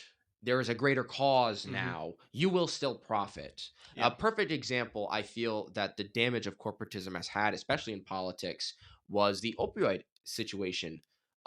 Insys Big was the pharma and all that, yeah. Insys was the name of the company that was using fentanyl mouth sprays for breakthrough cancer treatment. I watched a whole documentary about this. It was like an hour long. It was sick. What a great documentary. It was by Frontline PBS. Excellent documentary. And they talked about how the sales team for Insys, the Mhm. product for fentanyl, was called Subsys. The sales marketing team was not doctors. They were Wall Street analysts and Wall Street salespeople. And they would go and give speakers' fees to doctors. The doctors would then go and write prescriptions for Subsys. And the sales team would get paid more money the higher doses of Subsys that were sold. The higher doses are much more addictive. This is Mhm. fentanyl we're talking about. 1,600 milligrams of fentanyl. 1,600. The normal dose for breakthrough cancer treatments is 100 milligrams. 16 times the average use for breakthrough cancer patients. I could take down a small elephant. It probably could take down, What? it send them on a wild trip. Yeah, But that's insane. that's how corporatism has Mhm. enveloped everyday life. Now you can't go to your doctor. Right. Well, now hopefully you can, but prior to this, people would go to their doctor and say, "Hey, I trust you. What can you do?" And these Right. doctors, there's no regulation, Oh, yeah. and there are Indian manufacturers making the chemicals for fentanyl, because fentanyl cannot be grown. You can't grow fentanyl. It Mhm. has to be man-made. And Indian producers for these chemicals were being sent shipping data to bogus companies that didn't exist and they didn't know. And it's going to all of these different drug people, and now the black market's getting involved, and it's Oh, yeah. all because of this crazy lack of Right. regulation in this very, very dangerous market of opioid prescriptions. So we have all of these problems that corporations have started and caused and exacerbate. I completely agree. Corporations are evil, and they need to be. Yeah, they. The worst thing you can do is humanize corporations. I Say we decide like, okay, we're going to do something definitive. We're going to make some kind of tax bill. It needs to be regulated, and the tax bill needs to be written very specifically to make sure that it does not hurt small business. Right. And that, because that's the big argument point, is saying, oh, look at these new, like, people are say, oh, up taxes for the wealthy and for corporations, but that is universal to small businesses as well. And a lot of these issues that involve, oh, like stomping out the rich and helping income inequality is killing the small business that would do that naturally. A big argument against raising the minimum wage is it's going to kill small business, and it empowers the big businesses because they Mhm. can afford it. Absolutely. Pizza shop down the street can't. But Domino's can. How Domino's can. So how do we, as policy writers, say we're on the congressional floor right now, Hell yeah. and we're about to, like, okay, this is the bill that's going to bust corporations. Screw you, Amazon. Screw you, Disney. Screw you, Apple. We are going to now regulate how you do business in the United States and regulate taxes. How do we regulate that to where it affects these corporations and brings that wealth back down to our level so we can then, work and live comfortably without crippling the small businesses that are trying to do that on their own? I think a solid idea that was discussed during the 2020 presidential election was the idea of a universal basic income. Mhm. This could be temporary. This could be permanent. This Mhm. could be a constitutional amendment, or it could be an executive order. It could be part of a reconciliation bill. There are so many different ways of distributing cash support directly to your people. And what's great is when you send money directly to people and not to businesses, what ends up happening is that you are going to see your neighbors getting the money, not your neighbor's employer. Mhm. So your neighbor is now going to be a little bit more incentivized. Hey, I have more money. I could spend it locally. And you can have this is what you could have a propaganda campaign about Mhm. shopping local. You could direct funds from large businesses to communities that were heavily affected by things like Amazon and Walmart, by automation and by the Mhm. loss of, especially as we get further into the 21st century, with truck driving jobs, with a lot of other jobs that are going to be um, automated and work is going to have to be moved. The idea of a universal basic income can supply local families Mhm. with an income so that they can shop local. Another idea is a form of UBI, universal basic income, which Mhm. is the child tax credit that is actually in place right now, thanks to a bipartisan group of senators. Mitt Romney was one of them. He's in Utah now. He was governor of He Mass. was governor of He Massachusetts. ditched us, man. I He know. was like, man, Boston smells. And I'm like, you smell. Not gonna lie, kind of does sometimes though. Yeah, but that's low You tide. ever take a walk down the Boston Wharf? It doesn't smell great all the Yeah, time. but that's why you don't go to Boston at low tide, and it won't smell bad. Yeah, because we'll know when the tide is, Yeah, unless I you're mean, like, you will. You can look that up. I mean, technology yeah, is a thing. I'm gonna look up Well, the tide. you can. Why I can't know you you? can, but like, Jack, can you look up the tide? what? Producer, the tides, please, in Boston. Thank you. We'd like to know how the To prove a tides are point. turning. Yeah, to prove a point. Yes, I know you can look up the tides. That's just such a crazy thing to want to look up. I feel like that's Just to prove, just to be just to prove a stupid and prove, point. just to prove a Listen, point. if it's to prove Um, a point, I support it. so currently headed to look. So it's Don't go to Boston. gonna start to smell. Don't go to Boston. Speaking of the UBI, I could think of a compromise involving a UBI. I could see maybe because the big issue with UBI and people are against it, just offering Yep, counterpoints. absolutely. It's going to cause our currency to be a lot less valuable. Mhm. Considering if everyone's got $1,000 a month, everything's going to be a little more expensive. Rent's going to go up. Um, bank loans are going to be a little more hard to come by. Also, I'm just for reference. I'm also I. It's a kind of a radical idea, but I'm pro regulation of rent. I Hmm. think that if you have exorbitant rent prices where you're profiting like 200% on your investment, and it's at the expense of a family who's just trying to survive and they don't even have enough money to put a down payment on a loan for a car, I think you're kind of messed up. I think you're Hmm. exploiting people Right. that don't have the means to transport themselves out of a terrible Right. situation. And housing in itself is one of those really tough gray areas because the whole thing is like, oh, the government's going to regulate everything. It's the free market, whatever. That's true for like soft drinks or for meals at Burger King or like, condiments you buy at the store. Like, yeah, certain things are going to be more expensive. And if they're too expensive, you're not going to buy them.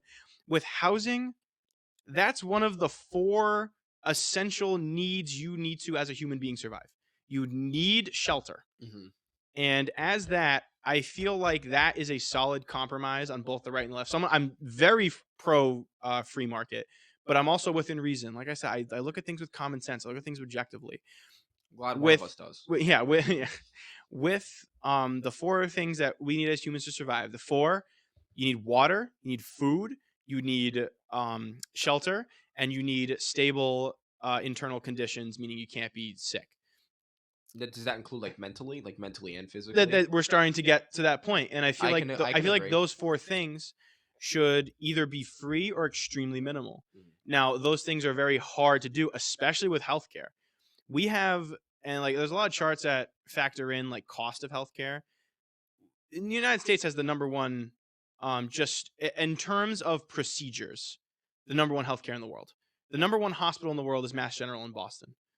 Hospitals in the US are so good compared to hospitals everywhere else. Mhm. We have number like Mass General, it's nuts. We have number 1 through 10 doctors in any given specialist on site at all the time. people travel throughout the country. The country has a lot of people in the US who really want to do great things in healthcare. The only thing is it's not affordable. Mhm. But that's kind of the drawback of having as good of a healthcare as we have. It's going to be expensive. Mhm. You know, say you want extensive surgery to get rid of a cancer. I understand it's a life-threatening surgery, but also that means there's going to be a ton of equipment, a ton of drugs involved. There's also going to be doctors who are going to be awake probably 16 hours Yeah. in your body, cutting you up and making sure. This is not me saying, "Oh, if you have cancer, whatever." Like I understand, like that should be affordable. That should be Yeah. something, but it's an expensive procedure If for a reason. It's not expensive because the pharmacy and the hospital wants money. There are some procedures that I agree with that, like the cost of insulin is disgusting. Mhm. And the guy who went in front of Congress who's like, it's legal to do that, raise the price 300%. That guy, I feel like, yeah, not legally, but I feel like as a society, we should drag him out of his bed and beat him with an inch of his life. We shouldn't kill him, but we should send a message. Yeah, and Um, he's the stable one here. yeah, I'm stable. Apparently. Yeah, if you're raising prices like that to hurt people, you deserve to be hurt in But you return. know what's Not to crazy? kill, but to be hurt, to know the pain you're inflicting. Never. I feel like it's never that personal. I Mhm. feel like it's always just numbers. You're looking at Yeah, a no, screen that's the and you thing. see, but it's a side effect. Well, the thing is, it's It's not personal, and that's what makes it worse. Mhm. It's the fact they're looking at this, and someone down the line had to say something, because that's how businesses work. You surround yourself with a group of people. There are boards, there are councils. Someone had to say these prices are going to go up, and some people aren't going to afford it, because they had to have run the numbers. Because think about it, you raise the price of something astronomically, then you have to do the numbers of how many people about are going to buy it. If you raise the price, you end up losing money. It's not worth raising that price. Well, it ends So up. someone did the math to say, hey, these amount of people that won't be afford it is fine because we're going to make more markup. Mhm. And that's absolutely ridiculous. But then you're going to say, oh, where is that money going to come from? Whatever. Insulin is not crazy expensive to produce. It is not. Would It you is like to know how? cheap. Would you like to know how much a vial Go or for a it. thing of insulin is? Go for it. In the UK. Go for it. I think it's like $13. I know. Yeah, it's Or excuse me, inhaler. An inhaler is Inhaler? $13. I know isn't it? I think it's An around, inhaler here is $50. yes, and I think it's $300 for a vial of insulin here as well. Probably. And that is an insane markup on how much it costs to do that. And it's something that it's disgusting. It's hurting people. And it's something where if you're in the medical field, there needs to be some kind of regulation to where you're not putting profits over people. Um, Doctors have to take a Hippocratic oath. And if anyone even suspects them of violating it, like nurses, doctors, everything, they have to go through an extensive review period to where they might lose their job and career and livelihood because they think they're hurting people. Big Pharma needs to do the same. There needs to be some kind of oath that people need to take to where they will not put profits above people. If you're making medicine, if you're making things that save lives, that alleviate pain, that make people able to live a full life, you need to take either some kind of oath or some kind of contract where what you're doing is for the good of the people and money's going to come second. You can never put profits first if you're in a market of medicine. So that makes me think about. So the most direct way that you can attack the profit, Mhm. meaning more than the people, is to eliminate it. And I understand people's concern about eliminating profit in healthcare because the idea of profit is you want to use that to invest back into your company, research better drugs, research new ways to help diseases, treatments, things like that. Mhm. It comes to find out that a majority amount, I believe it was over 80% of all medical research funding in the United States is funded by the US federal government. Mhm. So it turns out that we end up paying a majority of the research for these drugs. And then when they are discovered, the companies that got the grants from the federal government can manufacture them, protect their intellectual property rights, Mhm. not have them licensed at a cheap cost by the federal government, which they can do. The federal government can license drugs to be open Mhm. so that more people can manufacture and more factories can manufacture the drugs. That can be done. And you're right, it's going to get to a point where are we going to either say profit is limited Mhm. or are we going to say that profit is eliminated and now it's just for the good of the people? Now, see, I was actually just about to say that if you eliminate profit, that would make no incentive to make those medicines. The whole part of like what's beautiful is when the free market's getting into this medicine. Like, yeah, you're gonna have people who are like, I want to make medicine because my mom died of this illness, and I don't want to. I want to make sure no one dies of it again. There are good people. I'm not saying that, but these good people, yeah, they're going to be driven, but they're not nearly as many driven individuals that are like of the good mind to do good things, and there are the ones who are out to make a profit, Well, and they see that. So I profit shouldn't be eliminated, but it should be limited. I feel like there, and like I said, like I hate the government, but here I am recommending a government mandate for everything. I feel like there should be a mandate where, as someone who produces medicine or any other medical technological item, anything that involves with medicine, should be restricted to a 100% profit Mhm. on manufacture. So if it costs $5 to make each dose, you should only be able to charge $10 per So then dose. I have a question. I want to push on something. So if you have two, let's say two chemical manufacturers, the Hmm. workers themselves, not the companies, not the corporate CEO, not the board of directors, you have the workers. You have one scenario where the workers are making X amount of dollars and Hmm. they're manufacturing the drugs in a profit driven system. And then you have those same workers in another system where instead of being profit driven, it is a non profit driven system. And all workers within this are making the same amount of money. Hmm. Do you feel that idea that, oh, my company isn't making profit, do you think that is still enough to de-incentivize workers from doing the research? Because either way we're going to pay them. You can't say we're going to nationalize the healthcare industry and you're going to get paid less. It's not going to Yeah, happen. no You're one's going going to to have to do it. pay Yeah. them the same, or you're going to have to pay them more, or give Hmm. them better benefits, or add them to Medicare or something like that. So I feel like the worker, so the money toward the research definitely should stay like the same because this research saves lives. Right. It's important, and profit shouldn't be everything, but it is for a lot of people, and it brings us a lot of products that we use, a lot of medicines that we've had. Um, People need to, like, and, and my answer for every time it's, oh, like we can't do that, like you can't bring everything down, or we have to change something. My answer for everything that way, gradual. Gradual. Make it a slow burn. You can't just, light someone on fire right away, Mhm. but you can turn the heat up. So that 100% markup, I stand by that. Would we be able to implement that next week? No. Mhm. It would probably have to be split up among, I would, let's, 5 years, 10 years, or every year or every fiscal quarter, the percentage of profit markup you can make goes down slightly, to the point where it's slow burn enough to where they can adjust. Just, because they're What? gonna say, oh, my factory's not gonna be whatever. So this gives you time to adjust Mhm. and make investments because you see where we're heading. It's all in the public eye. Mhm. So that way you can make like these drugs affordable, but it has to be over a period of time. And I know a lot of issues, like the climate change issue, like a lot of things have to be solved quickly. I understand that, but we can't do some of Mhm. these things quickly. Yeah, we aren't the And CCP. yeah, we're on the This CCP. We isn't can't just lock that down. Yeah, it's not a one So party system. We can't do five, yes, 10 year plans. And maybe if we were all under a similar mindset for betterment of humanity, yes. could be possible. Yes, But that's but not our yes, system. but yeah, America's biggest strength of diversity of mind, diversity of character can also be our greatest weakness sometimes. Where people are going to disagree on things, people aren't going to want to go forward on things, people are going to drag their heels and kick and scream on things. Mhm. So to have a gradual bill like that would be able to remedy some of these issues.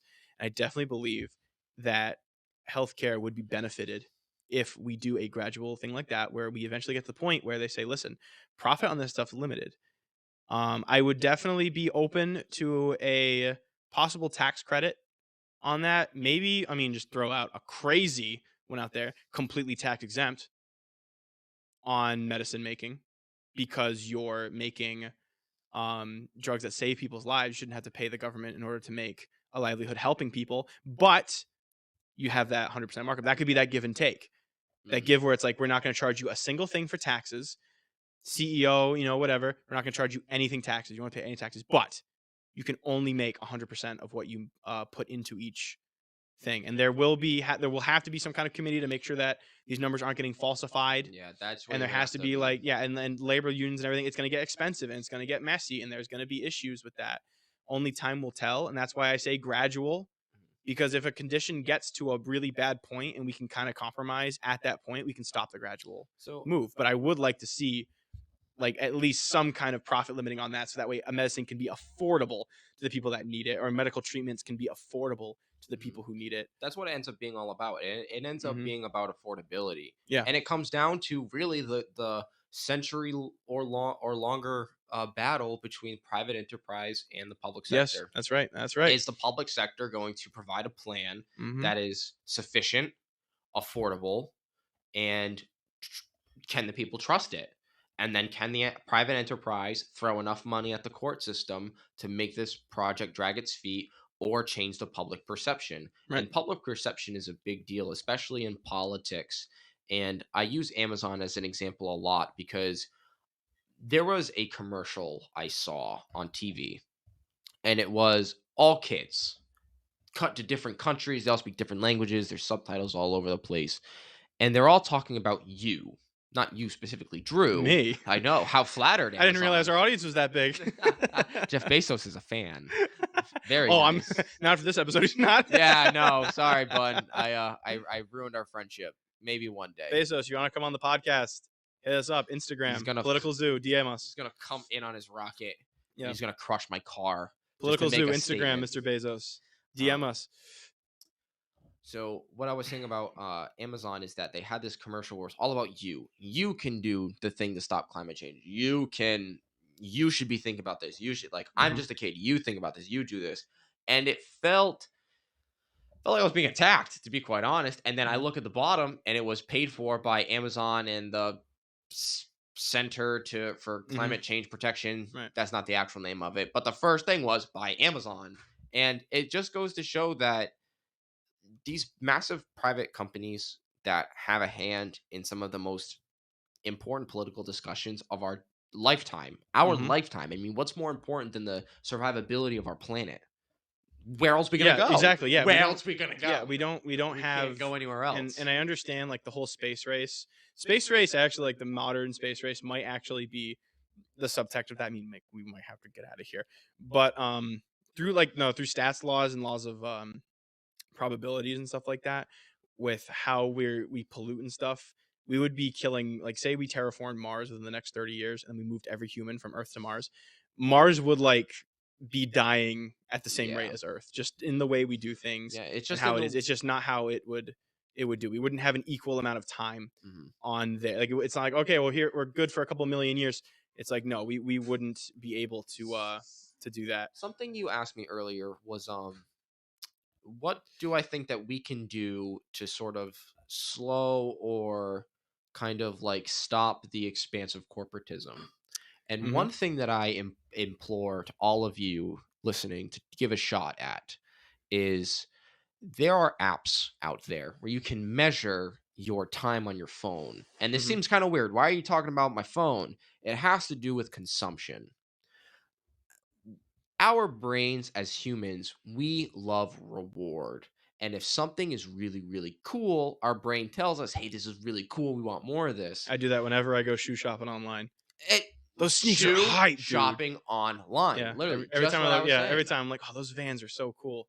So And I pick up it's a pair of Vans. and I implore people that a good way to start your revolution against consumption and Mhm. overconsumption is the cell phone. Listen, I eat fast food every day. Mhm. I'm notorious for eating way too much. I consume too much fast food. It's not good. That's my consumption issue. Mhm. But I gave a good start to myself where I limited my consumption on my phone and I allowed myself to sort of pull away from the narratives from Twitter, from Reddit, from Mhm. Facebook, from Snapchat, pull away from the views of others and allow myself room to breathe. Mhm. And I found myself end up consuming a lot less, especially a lot less media.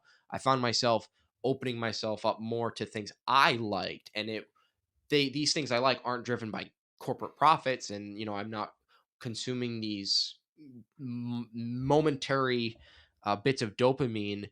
It's long lasting engagement and dopamine retrieval from my brain, Mhm. and it's very powerful to not have to rely on a business to get that bit in your head, Right. especially Twitter. Oh, Especially Twitter's awful. like if and Oh, yeah. listen, dude, there are people probably listening that say, "Oh, screw you! I love Twitter. I'm on Twitter 24/7. I'm all up in my tweets.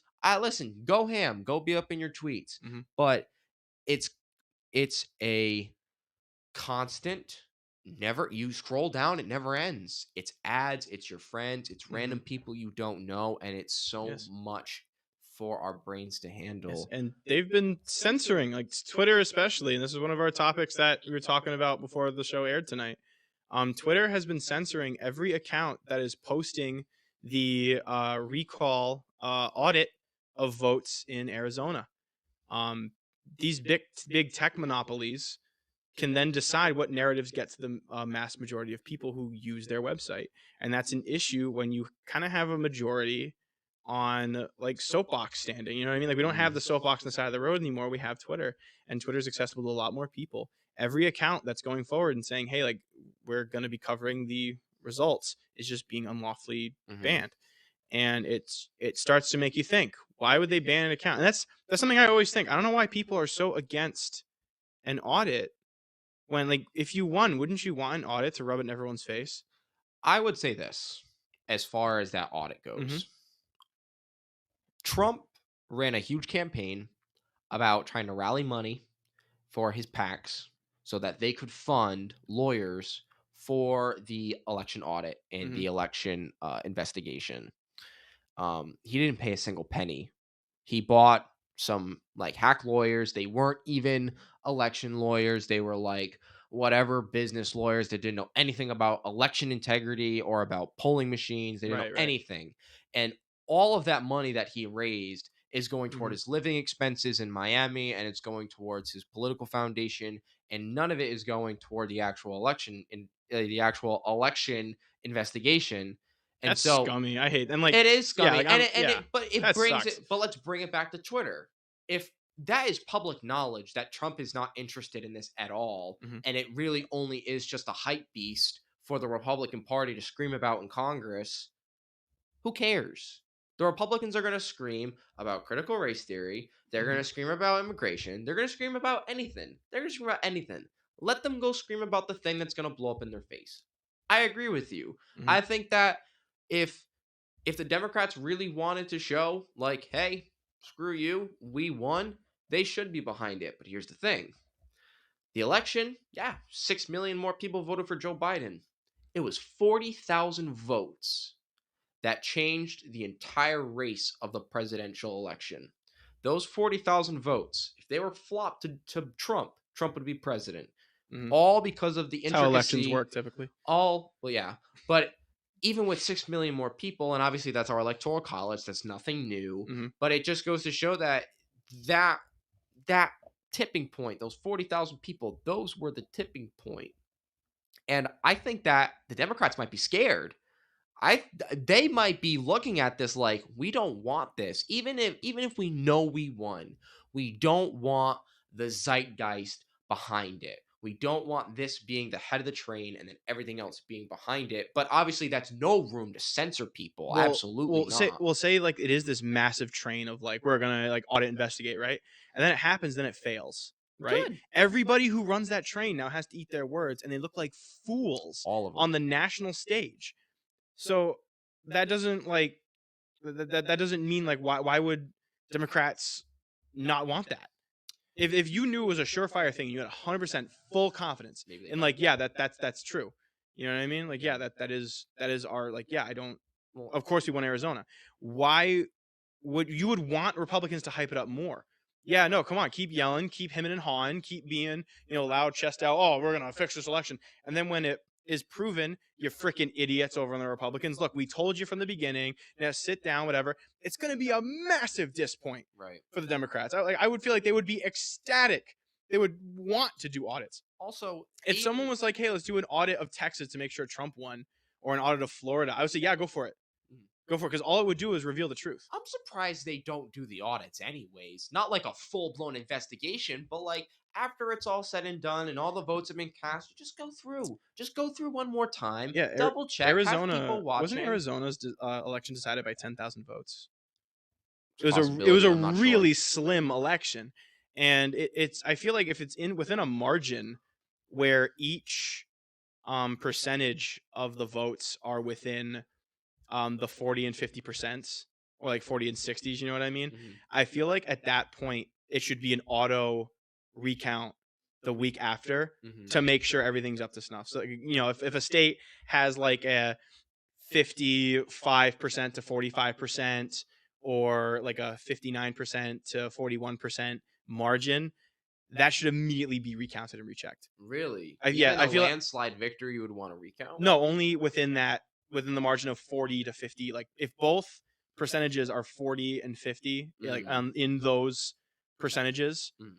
then that should be I think a better way of saying it is if the margin that decided it is within 10%, Okay. then it should be recounted. Okay. If it's 51% and 49%, that's 1% difference that should be recounted. Anything if it's between a margin of 10, that should be auto recounted to just make sure that everything's in its So place. would you still be in favor of the election process going through, and like let's say in a situation like Joe Biden, hmm um let's say that recount happens, is the election stopped, or is Joe Biden still the pronounced So winner? Joe Biden would be president. So in my perfect scenario here, Okay. say that happened. Arizona's like, okay, we're gonna like a couple of states are doing their recounts just to make sure everything's okay in those lines.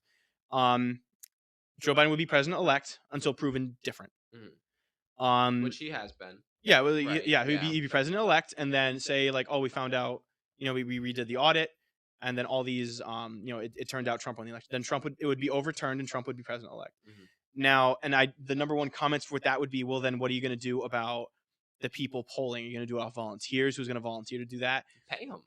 I was going to say, it should be similar to jury duty, where it's randomly selected. You're vetted. I like this guy. You're vetted at the time of coming in, and you are then asked, all right, are you which way do you lean? Which way are you registered? Would you take vote? Like you would do things like jury duty, and then you would then pay the salary. Like the local government would then pay the salary of that person per the day that they have to miss work Right. to do this election recount. I like the idea of making it like jury duty. Yeah, you make it like jury, That's so that way. perfect Yes. analogy. So that way it's like it's your peers. It's a mixed bag. So that way you don't accidentally get a bunch of like pro Trump, pro Biden, like or government agents doing it, people we don't trust. It's getting the public and group of your peers to be able to do this recount. So that way it seems a lot more trusted. And it seems, because people are gonna kick and scream and say, whatever, it wasn't a real election, even if everything is proven, said and done. But it would give people a lot better confidence to know that like it's a different group of people. Everyone's been vetted. Same with jury duty, kind of a thing. Mhm. And people like these people involved in these groups are going to talk about it amongst themselves. They can report to other people like, hey, I think this guy's throwing out ballots or not counting other ballots. So that way it can be as fair as possible among our peers. And that this would only be a thing in high concentrated swing states where it can go either way. Mhm. So that way you don't have a group of overwhelmingly one sides that would be able to cheating. Like we wouldn't be doing account audits in Massachusetts automatically because it's going to be over a 10-point margin. Yeah. So it's not like we're going to put a bunch of like people that support one party in the room. The only person to break that hole in the last like 50 years, Ronald Reagan, second term. That's right. He won Mass. The didn't he- only Republican in like the last 40 years, 50 years, something like that. Didn't he win every state except for one in his second term? I think it was Vermont. I remember like there was a chart one time. Jack, like could you look that up for us? Yes. He's on it Producer already. is on it. Thanks, producer. What a guy. Yeah, we're going to get that stat and we're going to head right on over to our first edition of Hot Takes. As soon as Jack gets our answer, no pressure, Jack. We're just going to make some dead air until you get the answer. So, for those of you that have tuned in a little, Minnesota. what? Yep. Really? I feel like Minnesota would be down for Reagan. Who knows? All right, well, we got our answer as promised. Welcome to the first edition of Hot Takes on the Political Zoo. Hot Takes is a new segment Where I and Drew, or Drew and I, if you want to be grammatically correct, Come on, Josh, be professional. will. Yeah, tell me to be professional. Throw my mic around. That's the intern's fault. Fire her. We will be tasting hot sauce, and as we taste each sauce, we're going to go up the Scoville level, up the Scoville rankings, Right. and we are going to be propose some radical or crazy things that our producer and our co-producer are laughing about right now. Yep. So I'm very intrigued to hear the ideas that they have come up with. So why don't we get the first hot sauce? Our first, on the so we are spoons? going to be debating a topic, giving it to us by our producer. We're going to be taking a small amount of hot sauce with the spoons. We're going to be eating them. It's going to go up in heat as we go on.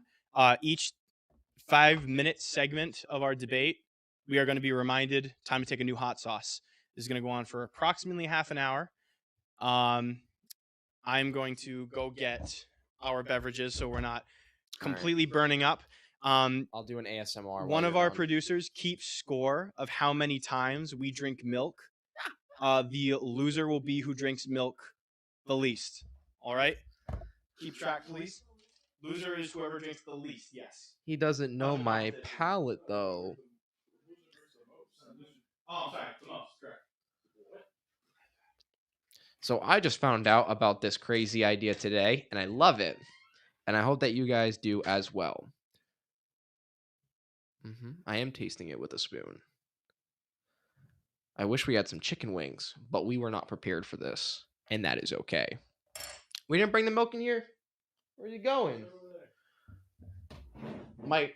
My co-host is a dummy.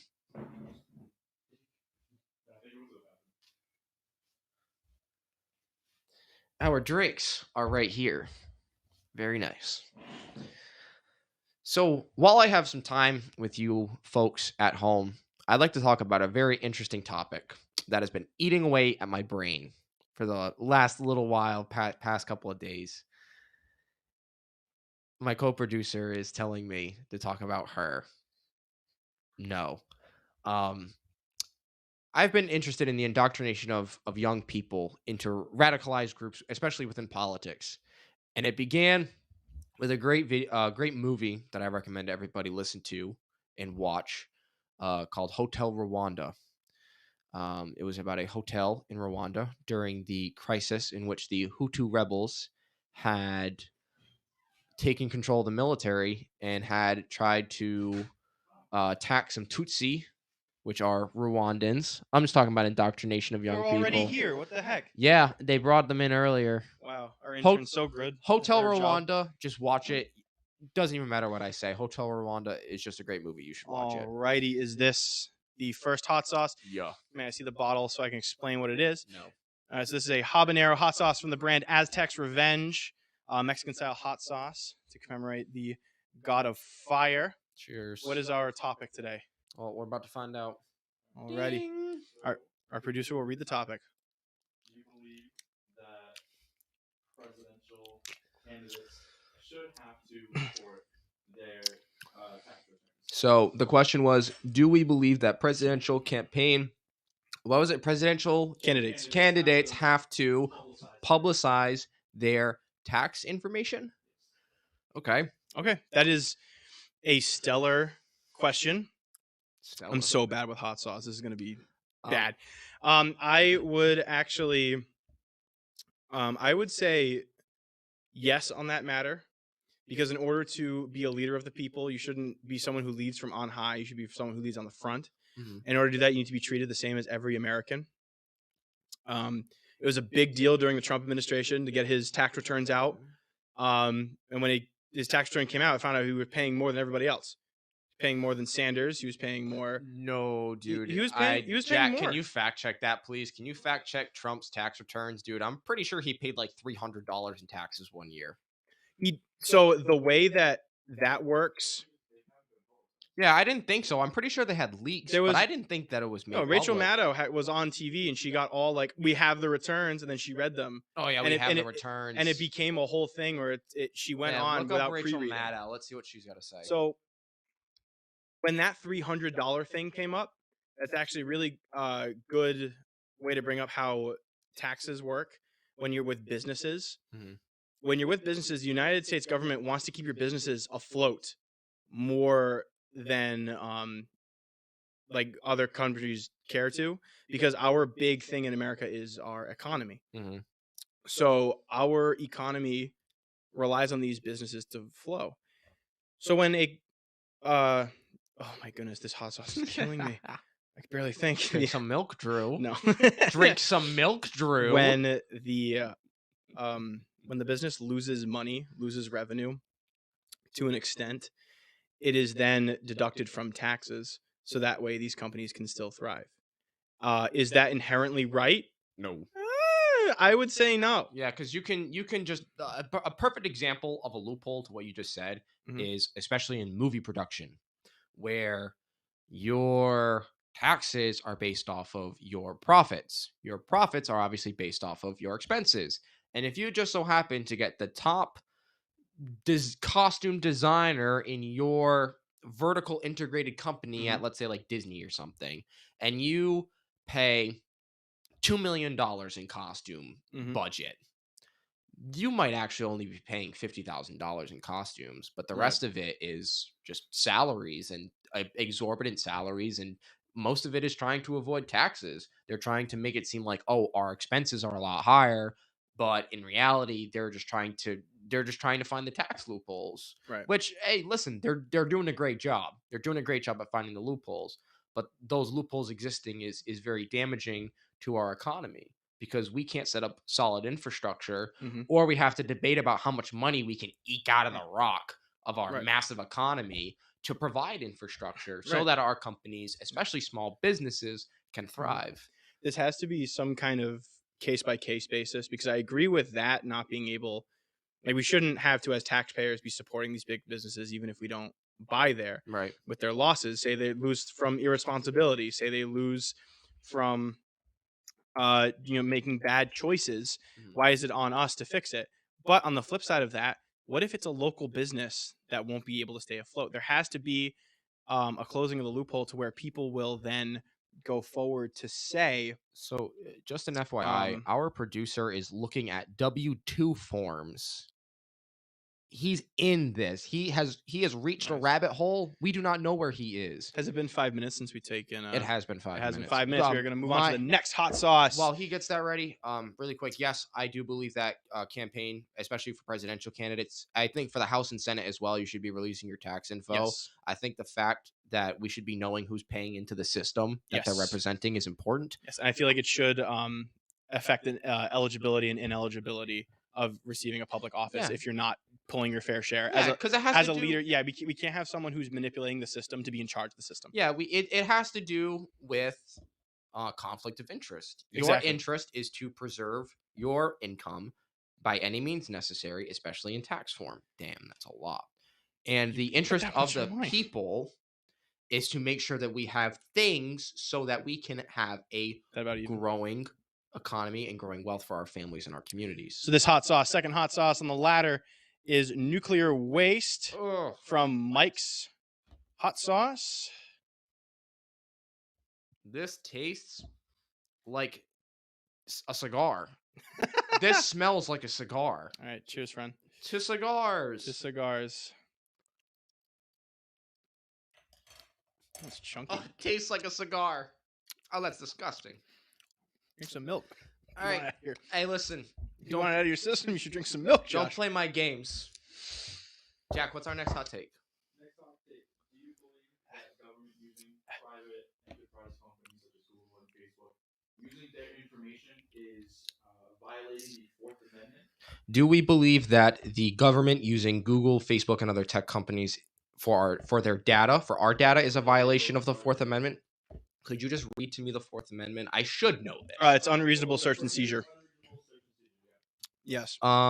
So personally, I'm of the radical belief that Mark me for one. I'm in the lead. Mark me for one. I can't. All right. I wouldn't be able to think. So, it didn't even help that much.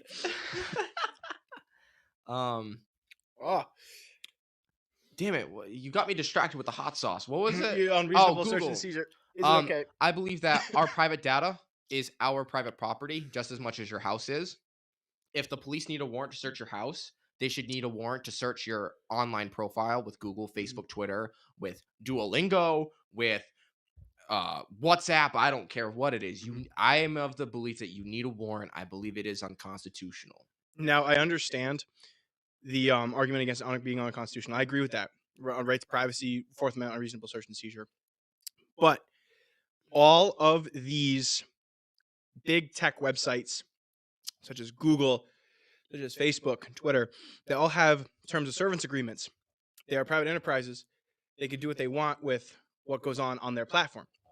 And part of that is when we use their site, we agree to the terms of service stating we allow that. Now, I would be okay with just letting that be that if they weren't giant tech monopolies. And they weren't making billions of Yes. dollars off of our data, Yes. too. If excuse me, if DuckDuckGo had the power and variety that Google had, if DuckDuckGo had like an email service, had a office suite, like free services like Google does, my primary would be DuckDuckGo because of how it doesn't treat our data like Google and those other tech giants. But that's the thing, they're giants. They are monopolized to the point where we do have to step in and regulate it. Either regulate them in monopoly status, which is impossible. What are we going to do? Say there can only be this amount of Twitter users? We're going to start deleting accounts? No, yeah. Or we have to then put in, say, hey, you can't be giving data to a certain extent. And you'll and see, like, every, government officials will talk about this all the time, but anybody who works for the government will never stand up for you for your right to not have your data looked at, because it's data then for them. Mhm. Once they get there, they are the ones looking at the data. They'll never not want to. Yeah. Especially when Mhm.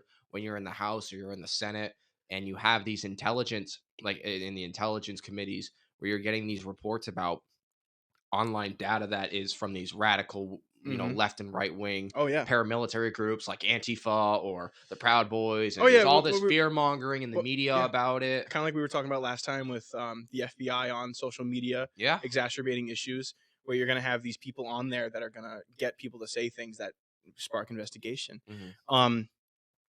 The people involved with this shouldn't be able to just like open up your Google emails and just look through them. Yeah. Public posts, however, I think are very different. I agree. If you post like on like a straight up Facebook status, I want to kill the president. I'm just quoting, but like I want to kill the president. That's essentially the same as you standing in the middle of a public square screaming it. It's a public declaration You could have threat. said any other person on this planet, and you picked the most important person on the It's planet. like what am I gonna But say? I Like, do yeah. understand your point. It's Yeah. the new public square. Mhm. It is, and like you said before, it's not a soapbox anymore. Now Yeah. it's your phone. It's the access you have to Right. the tens of millions, or maybe even probably hundreds of millions of people that utilize Probably Twitter. now, yeah. There's a lot of accounts now. All right, it's been 5 minutes. On to the next one. On to the next one. The next one is Broken Cap, who I spilled it all over the bag when I came Nice. here. This is El Señor Pique. That's one of my favorite hot sauces. I made chicken with that before, and it's delicious. It's just really hot. Mango. Ooh, I love mango. Yeah, I love the sweet hot sauces. So I put last one. All right, let's fill up your spoon so Thank that you. I can win. There needs to be a hot sauce audit. We need to audit the hot sauce. A hot sauce audit. Okay, that's enough. That's enough. That's enough drops. Impartial dripping party. Call the producer. The Jack, intern is there any over. way that you could just give me the questions? This way I can just read them. Oh, okay. Ay, Crisia. Do you I want put a lot. put some of it back? Some of he like doubled the amount in my spoon. Okay, all right. We are gonna move on to El Señor PK. Oh goodness, PK, I'm whatever. sweating. I'm so bad with this. Okay, I sweat under my eyelids. I'm we not have- crying. I'm We have sweating. 17 minutes until the eviction moratorium ends. Alrighty. Cheers. Cheers, everyone. I don't want to do it. I don't want to do it. Dad, please, I don't want to do it. For the people. It's sweet. Kind of tastes like rubbing alcohol, but it's sweet. Oh, I can see what you mean by the rubbing alcohol. It is sweet though. It's mango rubbing alcohol. It might have went bad because the cap's kind of broken. Air might have got at it. You're gonna get me sick. You're gonna kill me. I ate it with you. Yeah, but you probably have a better All right. tolerance to this stuff. All right, Okay. producer, we'd like our next topic, please. Do we believe there needs to be a reform to the electoral college? That's I a would great say question. yes. I would say no. Okay. We have a disagreement. All right. I heard a radical idea Mm-hmm. in the founding of the country. The idea was for the Electoral College to represent around 30,000 people each. At this point now, the representation within the Electoral College is incredibly uh, the spectrum is wide. You Mhm. have some states that have as much power as larger states, even though they have a third of the population, which is the intent. But the representation within the districts is skewed because of Mhm. the limited number of districts, because of the limited number of House and Senate seats. So I saw this crazy idea where we reformed the Electoral College for each district to represent 30,000 people exactly. And we use this with technological data as well as like specific tracking data that you can use. Like Mhm. L2 tracking is an online private company you can utilize for uh, data and things like that. I've used it for political campaigns and researching campaigns, even in Mhm. my local neighborhood. And you utilize all of these resources to make it so that every single 30,000 people are equally represented in the electoral college. Mhm. Per representative. So But you would end up having like 900 reps. I was gonna And it say, would yeah, that. fluctuate with the population of the country. How But often would you renovate? Not renovate. census every 10 Every years 10 years, you for the would then census. recount the amount of people in the state and Yep, figure just it like the out. census, they use the census data now for redistricting, and it would be the Okay. same deal, but instead of having districts, having to fill a certain area of land, and so that all of the districts are, made up within the state, it would make it so that the state is now a big pie, and you have to slice the pie by Yeah. people So rather than I land. I disagree with that on the principle of why the electoral college was made in the first place. Mhm. It was to make sure that through this grand compromise of a Senate and a House with the electoral college installed in that as well, that the smaller states can then have a voice alongside these bigger states. Right now, the proportions I would say are in the favor of these small states, but not by as big of a margin to the point where we need a full rework of the electoral college. If we do the 30,000 thing, it would be as if we are just doing a popular vote. It would give big states more power because in California it would go from its like 50 electoral college. It's 50 in California, right? Oh, Yeah, producer. yeah, with the, I mean, I don't know. What? How many electoral seats does California have? I think it's 50. I think it's 50. I just want to make sure.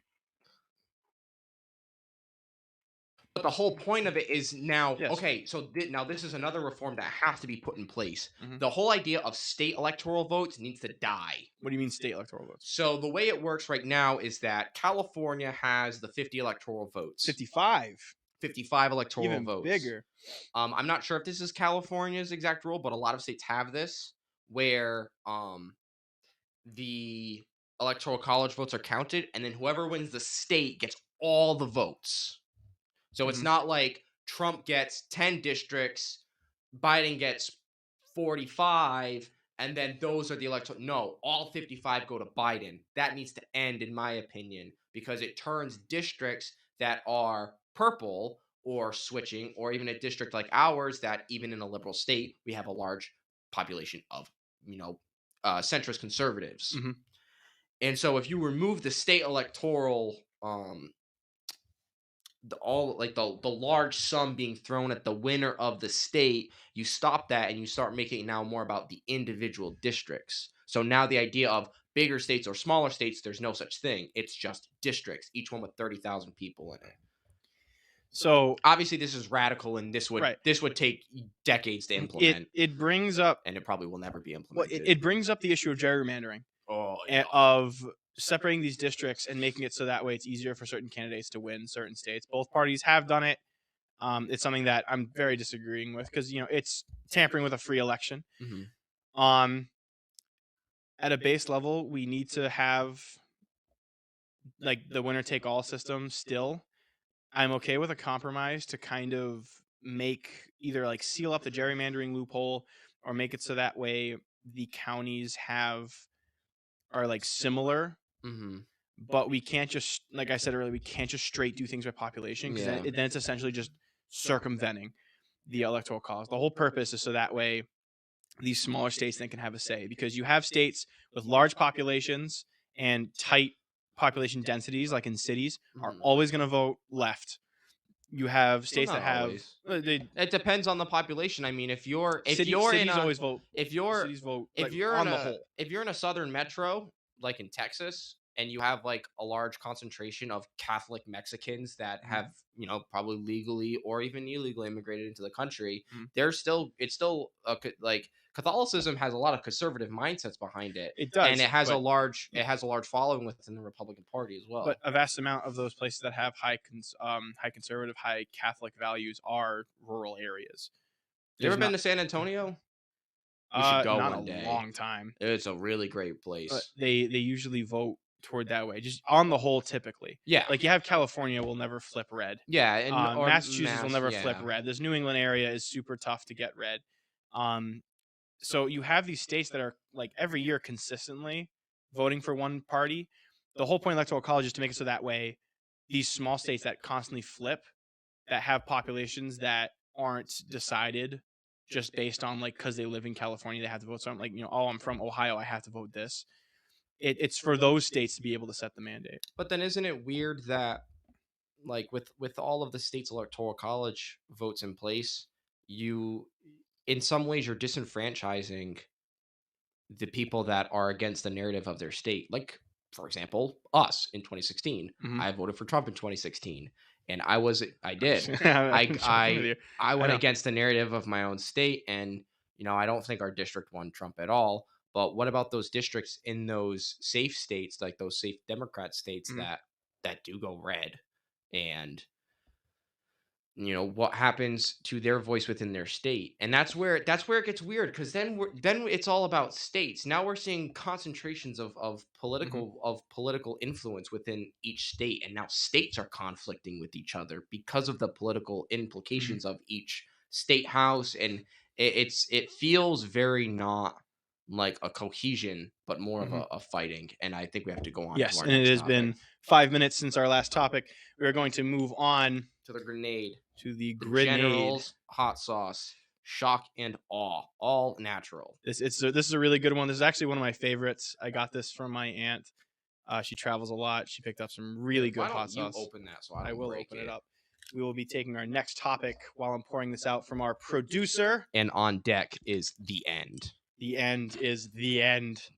We're going to be taking a quick break after the end just to cool our mouths down, get our composure back. No, you're gonna take a quick break after that. No, we're going to be off for around 5-10 minutes after we do this, just so we can get our composure back and we can figure out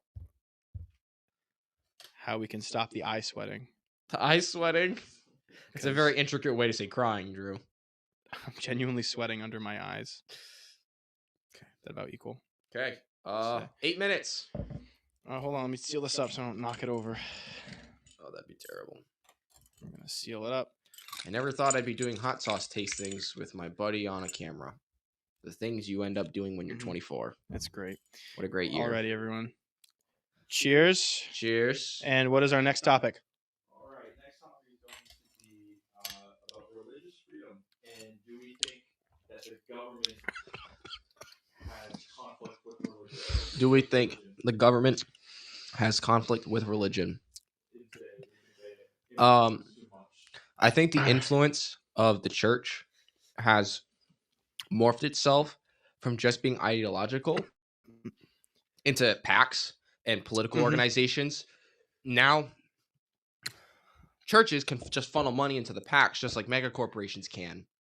They can use that money to influence legislation. Religious implications, sorry, just real quick, have a lot to do with Supreme Court appointees. There was this whole thing about the most recent appointee by Trump, the woman. I forgot her name, unfortunately. I should know. Amy Barrett. Amy Cohen Barrett. Karen White, yep. Why don't you drink some milk, Drew? I might bow to. Yeah, you might bat to. Stone cold and fierce. My poor friend. We need an audit on Josh's hot sauce intake. My taste buds have died a long time ago. We're going for 2. But yeah, I think that the church has influenced politics a lot, but it's they're using the apparatus that is in place that is used by other forms of institutional power. Which churches are doing that? Who knows? Because there are whole packs. So give me a favor. Look up Catholic Political Action Committee or Because Catholic PAC. Because big churches, you can throw an arrow at a dart on the Yeah. map and you'll find them. so churches run off of donations. That didn't help. They run off of donations. So if they use that money toward that, they have to be churches with money to sling around. Your local, small, like Catholic church isn't really going to have that much money to sling around. Just like a small business might, Yeah. like a small local business. I think this is more along the lines of like wealthy influencers within religion, within religious institutions that are wealthy and have the resources to give to PACs. Right. Like Yeah, very it's not like like it's not high like attendance city Yeah. churches. it's not like Saint Mary's Church down the street that's ran by Pastor John is going to throw $20,000 at a political action committee, but it has to do a lot with wealthy individuals and the amount of influence they want to project. Right. Just on the basis of if religion has too much. You have two, Of by an the way. You have influence. 2 drinks of milk. I had 2 sips, yeah. All right, I'm going for one. Okay. There's score on the board, baby. This country was founded on religious ideology of Christian the faith of the Christian faith. A lot of the laws for Christians in the Bible, the 10 Commandments, laws on how to live and how to distribute your wealth to other people that don't have any. Those are all laws that were made to like carry over to this country when the settlers first came.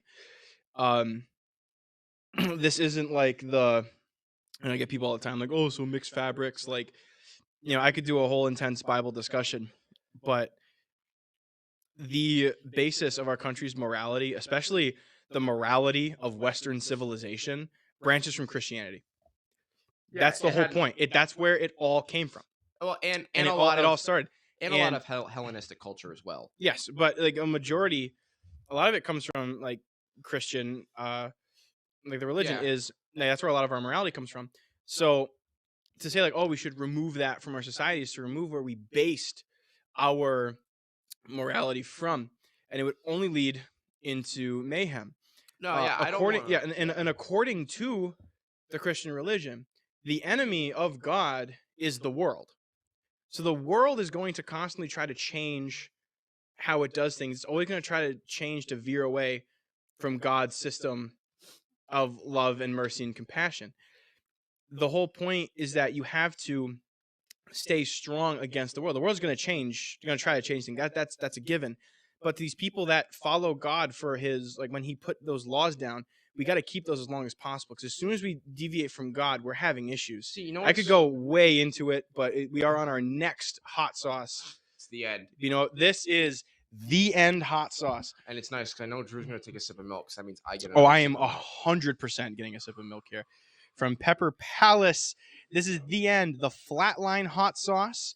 This hot sauce is one of the top in the world as far as spices go. And it's supposed to be a smoky chipotle flavor. It smells like straight vodka. I tried it last time. This is not going in a spoon because it would be way too much. We will take a dab on a finger. It'll look like a pinprick. We'll show the camera as best we can. We cannot put this on. Just take a little. There you go. Little pinprick. And there it is. Oh, so tiny. Very tiny. Josh, you can verify we're the same. Yeah, we have the same amount. Yeah, this is not one to be guzzled. This hurts. This one's tough. All right. As we take this, let's get our question first and then take it because we're not. It's gonna be tough we to have talk. to celebrate the eviction moratorium. We will as soon as we're done. Okay. We can go. All right, go Jack. If you're good without a break, we can just go through. Abortion. Pro-choice. Bum bum bum. Pro-life. All right. Simple. Cheers. Cheers. This one doesn't take long to remind you of your sins. I don't need to be reminded of my sins. They remind me every day. All right. Oh, this isn't fair. This is a slow tingle in the back of the mouth that gradually goes back forward the more you breathe in. And it's not fun. It's like smoky, like dirty smoke, like campfire smoke. Look at him. He's dying. Oh. You should drink some milk, my friend. You want to go take a walk? I got it. So the reason I'm pro-choice is I believe in keeping things above books.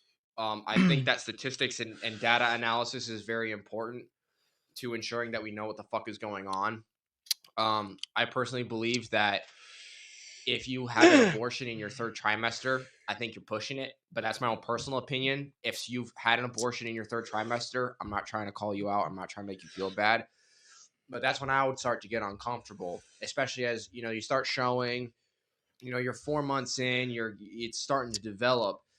But I think once you take away their choice, once you take away the choice of the parents to be able to decide if they're ready to take on this venture or if they're emotionally ready to put it into foster care.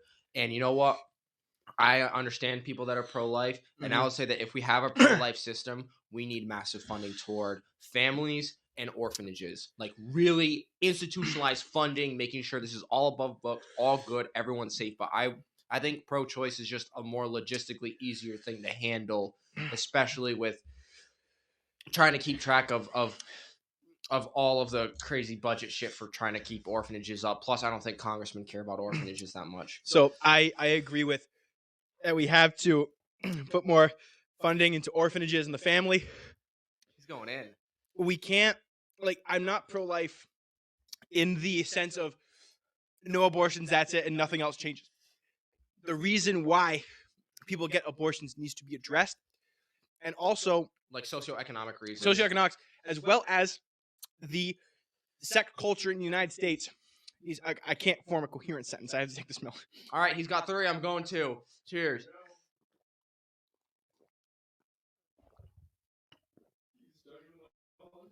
I heard 5 gulps right there. I have extra sips on that one. You're doing good, bud. Oh my. So I am, yeah. So okay. You regretting this idea yet? Oh. Would you believe I'm the one who came up with this idea?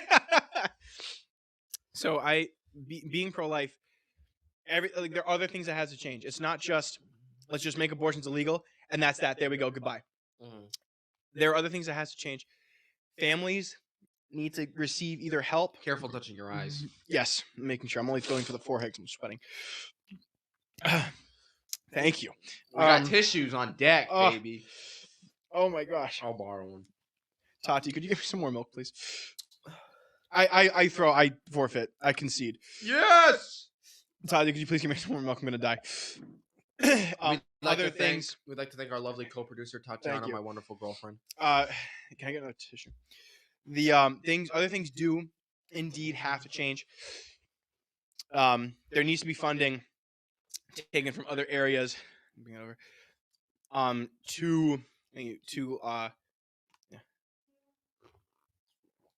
To give these families the ability to step up, and to be able to raise a family. One of the biggest issues I feel like with abortion, though, is America's sex culture, where we don't see sex as an intimate act between husband and wife anymore. Mm-hmm. We're pulling away from the Judeo-Christian value of sex, and we're getting into a more open form of culture. We see it as a fun thing to do with people you like. Yeah. And but the thing that the reason why sex feels good, the whole thing about sex is because you're making more. You're supposed to be able to multiply, and it God would program us. It's a reward mechanism. Yeah, God would give us that, but we're taking it to the point where it's starting to damage society if we take it outside of marriage. That's why there's a vast amount of abortions are because people are unmarried or they have a career to focus on or whatever. And it's because people are having sex without fully knowing the person that they're having sex with. They are not getting married first. They're not. You drank a second glass of milk quicker than I did. Second glass is my first. Is that your first? Oh, you had another one. I'm sorry. I'm done with this one now. Thank you. As well as not being able to financially support. the child, and I think that's wrong. We need to address those issues, and we need to be able to give programs to help these people out. And I know there's an age-old argument whenever you bring up abortion. Oh, what about the rape and incest cases? Those are rare cases. 3% of abortions in the United States of America are performed because of rape or incest. Very small margin. Those are cases that are obviously special cases. Those are cases that need to be up to the mother and to like the court systems of like locality and of the state. There are a lot of like, and you can find a lot of pro-life channels on TikTok. Oh yeah, you can find a lot. There of are shit on people. There are a TikTok. lot of people who are rape babies who are alive and well now, and they vehemently protest abortion because if they were aborted, they wouldn't be there, and they're living successful, happy lives. Yeah, it's one of those things where It's really tough. It is a gray area. decides Yeah. who decides who Mhm. decides the value, or who decides the potential value of life? Do we put that in the hands of the state, or do we put that in the hands of the families? And that depends on your political leaning. If you have more trust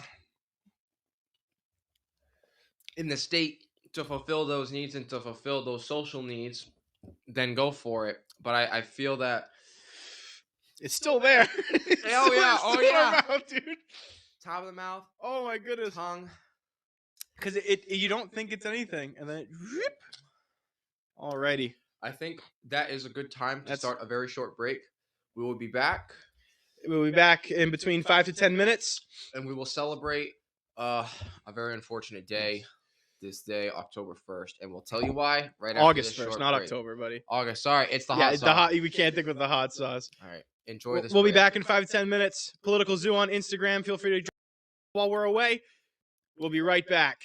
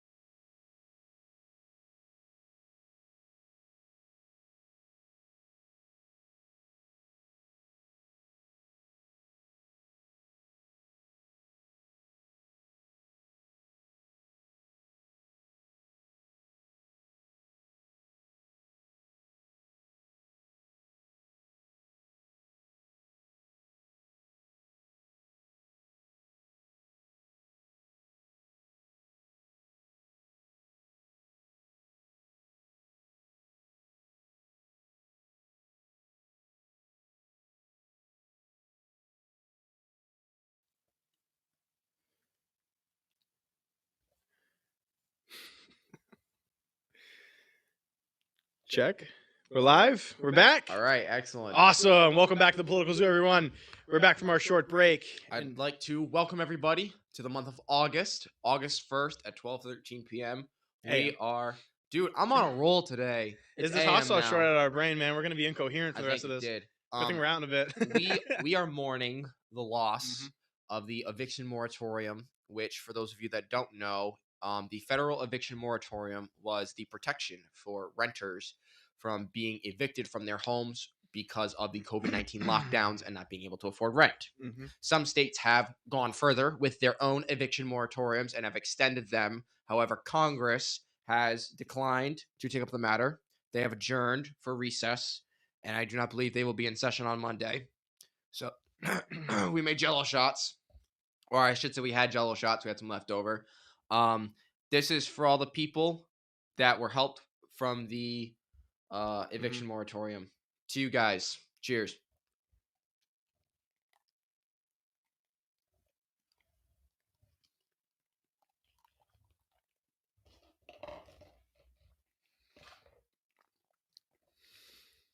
Excellent. Very nice.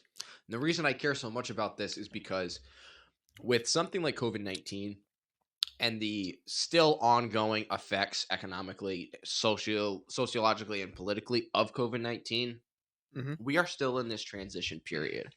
And not everyone has transferred. Not everyone has transitioned from the old world to the new, to this new normal that we are now living in, especially when it comes to inequality and technology, access to internet.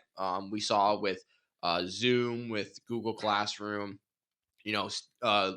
education budgets had to be manipulated so that they could fit in massive amounts of technology budgets so that young kids could learn how to use Chromebooks so that they could learn from home. And just imagining the idea that, because I taught first grade for a few months, I filled in for a teacher that got sick and retired. And I couldn't imagine the distraughtness I would feel, if that's even a word. I made up a new word because of how terrible I would feel if I found out that one of my students was living on the street because they couldn't pay the rent because their parents couldn't work. That would just break my heart. And it's something that, people are not food secure either. I mean, the eviction moratorium is just one thing, and we're not, that's not even mentioning the amount of money that had to be a part of food stamps, which I remember there was also some other parts of this too, I believe.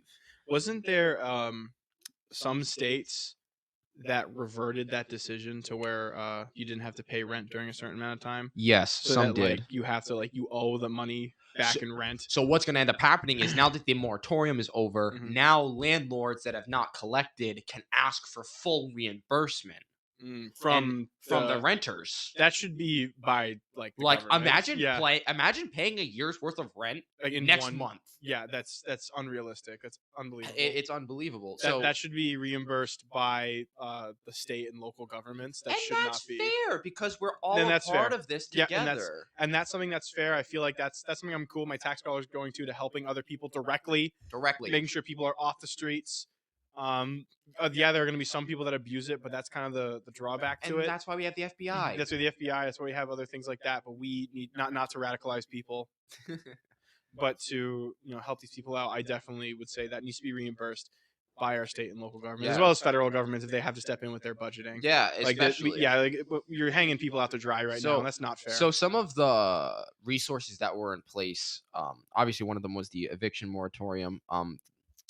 Right now, the number is about 11 million Americans are on the brink of homelessness. Wow. 11 million Americans. And this moratorium ended 17 minutes ago. So starting Monday, you can go, if you're a landlord and you have not been paid your rent for the last year by the family of 4 that's living in your first floor apartment, you can go to the courts and you can file to have them removed on Monday. Now listen, if you're gonna be like, yes, I'm gonna go get my money, check your state laws, make sure your state government has not continued its own moratorium. But that's what we're looking at. There was a $100 food stamp supplement that ends on September 30th. That was also enacted by Congress. The unemployment benefits, the $300 extra, ends early September. A very controversial subject with with how unemployment was taken care of and the incentives. There's a lot of discussion between the left and the right about if unemployment is a good incentive, bringing people back to work. I'm of the more conservative mindset. I do think that to some degree, if you pay people to stay home, they don't want to go back to work, but it also gives Right. them leverage against their employers. So I see this as the government sort of helping workers levy for better wages, Well, right which now, is 42% of people are considering just leaving their job. yeah, oh yeah, Especially the restaurant absolutely. business is slammed by this. Like it's they're like it's one of the kind of good things to come out of COVID is that people are starting to call out their employers and say, Mhm. listen, like we're working just fine without you guys in the office. Now you have to give us an incentive to come back or we'll go somewhere else. And we're in this age of entrepreneurship right now where people can do whatever they want at home as long as they know how to do it. And if it sells, like people have been doing all kinds of upstarts, all kinds of like online markets and everything. Like say like you're really passionate about painting shoes and you're on uh, unemployment because your old job didn't survive COVID, you can now paint shoes and try to get yourself out there, and you could Yeah. make that like custom shoe business. That's just what I can. You tell I've been falling down the sneaker rabbit hole lately.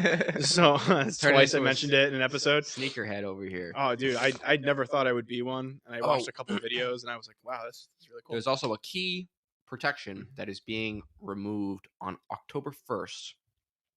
Starting October 1st, student loan payments resume. Ooh. Mandatory. They never stopped for me. Sally Mae has been up my ass to the left Yep. about getting my money. They email my mom, and then my mom has to yell at me. Like I thought I didn't have to pay, and then Sally Mae is like, absolutely not, Bucko. Where's my $300? Like they will be up my ass. Well, I'm fairly certain that you could have fought that and fought for a freeze on your student loans if you needed it. A lot of people did. A lot of people didn't. So it kind of depended on your economic stance if you could Yeah. afford to pay them off I during the figured it'd be time. probably easier in the long run to just get rid of. Yeah, like, to keep especially paying. because these fucking companies that are paying out these loans or that they're collecting, because let's be clear, you get financial aid. You're borrowing money from the government. The government doesn't come to collect your loan. They sell your loan to a debt collection company. The debt collectors come after you. And the debt collectors have special rules in place so that they get their money. And that's a risk that the debt collection agency is taking on behalf of the government. So either way you're screwed because you won't have the assurance of the government in saying, hey, like, we understand all this stuff. It's like, no, this is profit driven, you're screwed, give me my cash now. And that starts October 1st for all of the college students that still are trying to figure out if we're even going to be in person Is that come going? September. Yeah, is that going to be like the homeowner thing and the homeowner the renters thing where they can ask for everything for the past year right up front?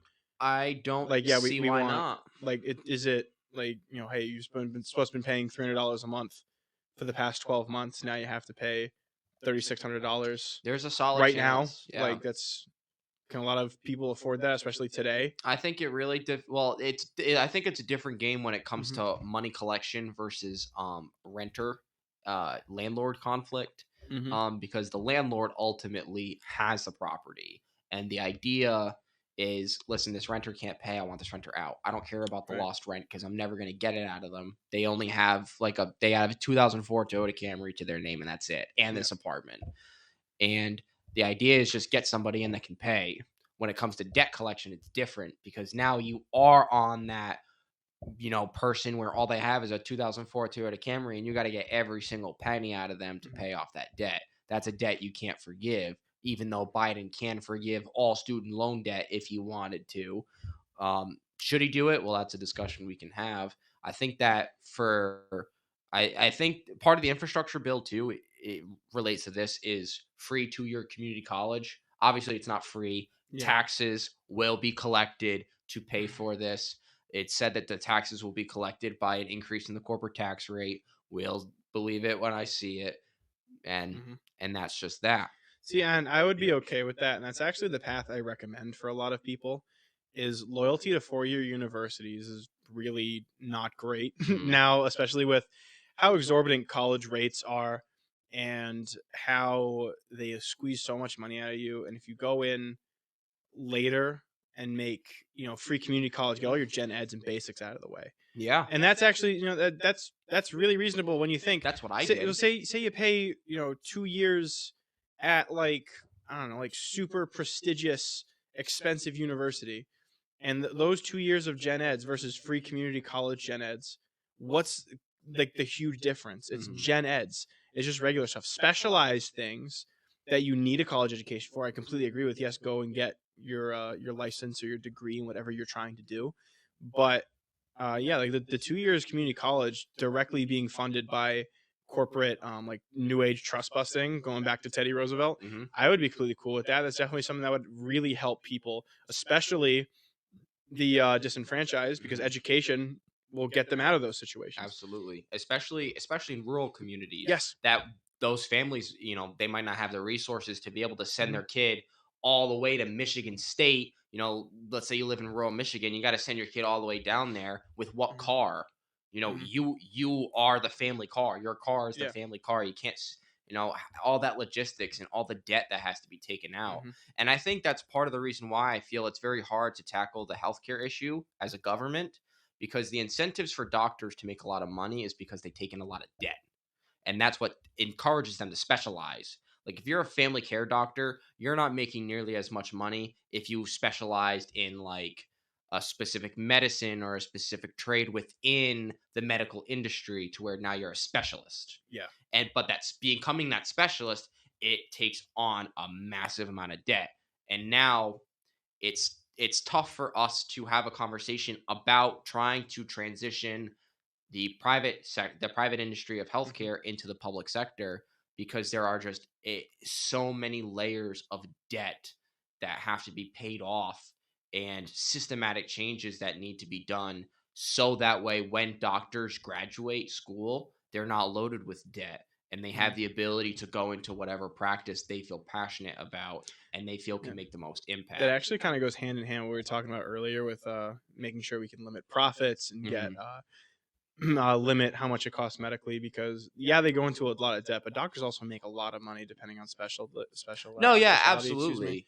So when you have, like, oh, we reduced how much doctors have to spend, oh, thank you, and then they're making a crap ton of money, wouldn't that add to the income inequality where you're kind of elevating, like, the like lower echelon of the rich subclass? Well, what you can do is you can establish a base way to obtain this opportunity. Hmm.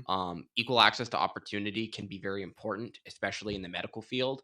And if you can make it so that it's not just middle and upper class kids that are getting into these doctorate schools, Hmm. and so that and opening it to all different types of people, making sure that if you want to do this and you've got the grades, it's not about the money, it's not about the debt, it's just about you. And it's about what you're willing to put into this and what you're willing to get out of it as well. Hmm. And that is just straight up meritocracy. What you're willing to put in is Hmm. what you'll get out. Yeah. And I think that that can be incredibly positive. And if we have to make a trade off and say, hey, listen, you have a private practice, you make this amount of money, but you have a lot of debt. What if we wiped your debt? We'll give you a salary, but it's a little less than what you'll make now. You'll have no debt, you'll have a clean salary, which is a radical idea. Paying private doctors a salary as part of like a national healthcare service, that's Hmm. very radical. I end up seeing a situation in the US where it's a public health insurance. It's the only health insurance in the country. It's Hmm. just the government health insurance, and they regulate and they can negotiate prices.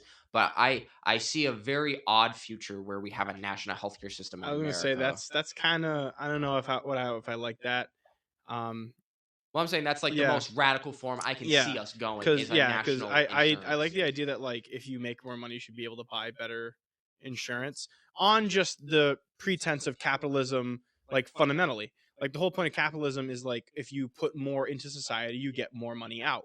Mhm. That's why certain jobs pay more than others. That's just a fundamental of capitalism. So if I put more in, technically, I'm just saying technicality, technically I am more valuable to society as Mhm. I put more value into it.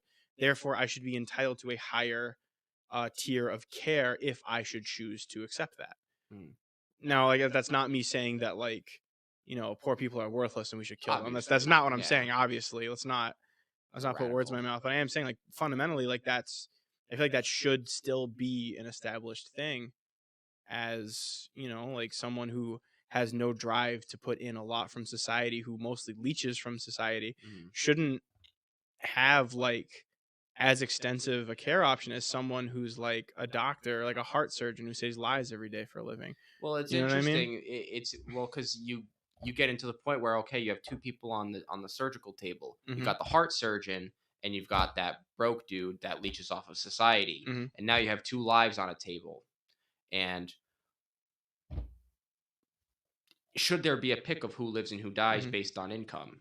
I don't think Right, so. and it can't just be, and like, that's an impossible choice. And income in itself is not a basis for how valuable you are as a human being. Yeah. And like, The and yeah, and reason I mention income yeah, is because access, right. access to that. Everyone is obviously going to even in this system. If you need a heart surgery or you're gonna die, you're gonna get the heart surgery. Oh The yes. hard part is when you get the $50,000 medical bill as a 58-year Hmm. old getting ready to retire. Right. That's the hard part. Hmm. That's Hmm. when you, or even a 25-year Yeah, old who can't with a afford that? Yeah.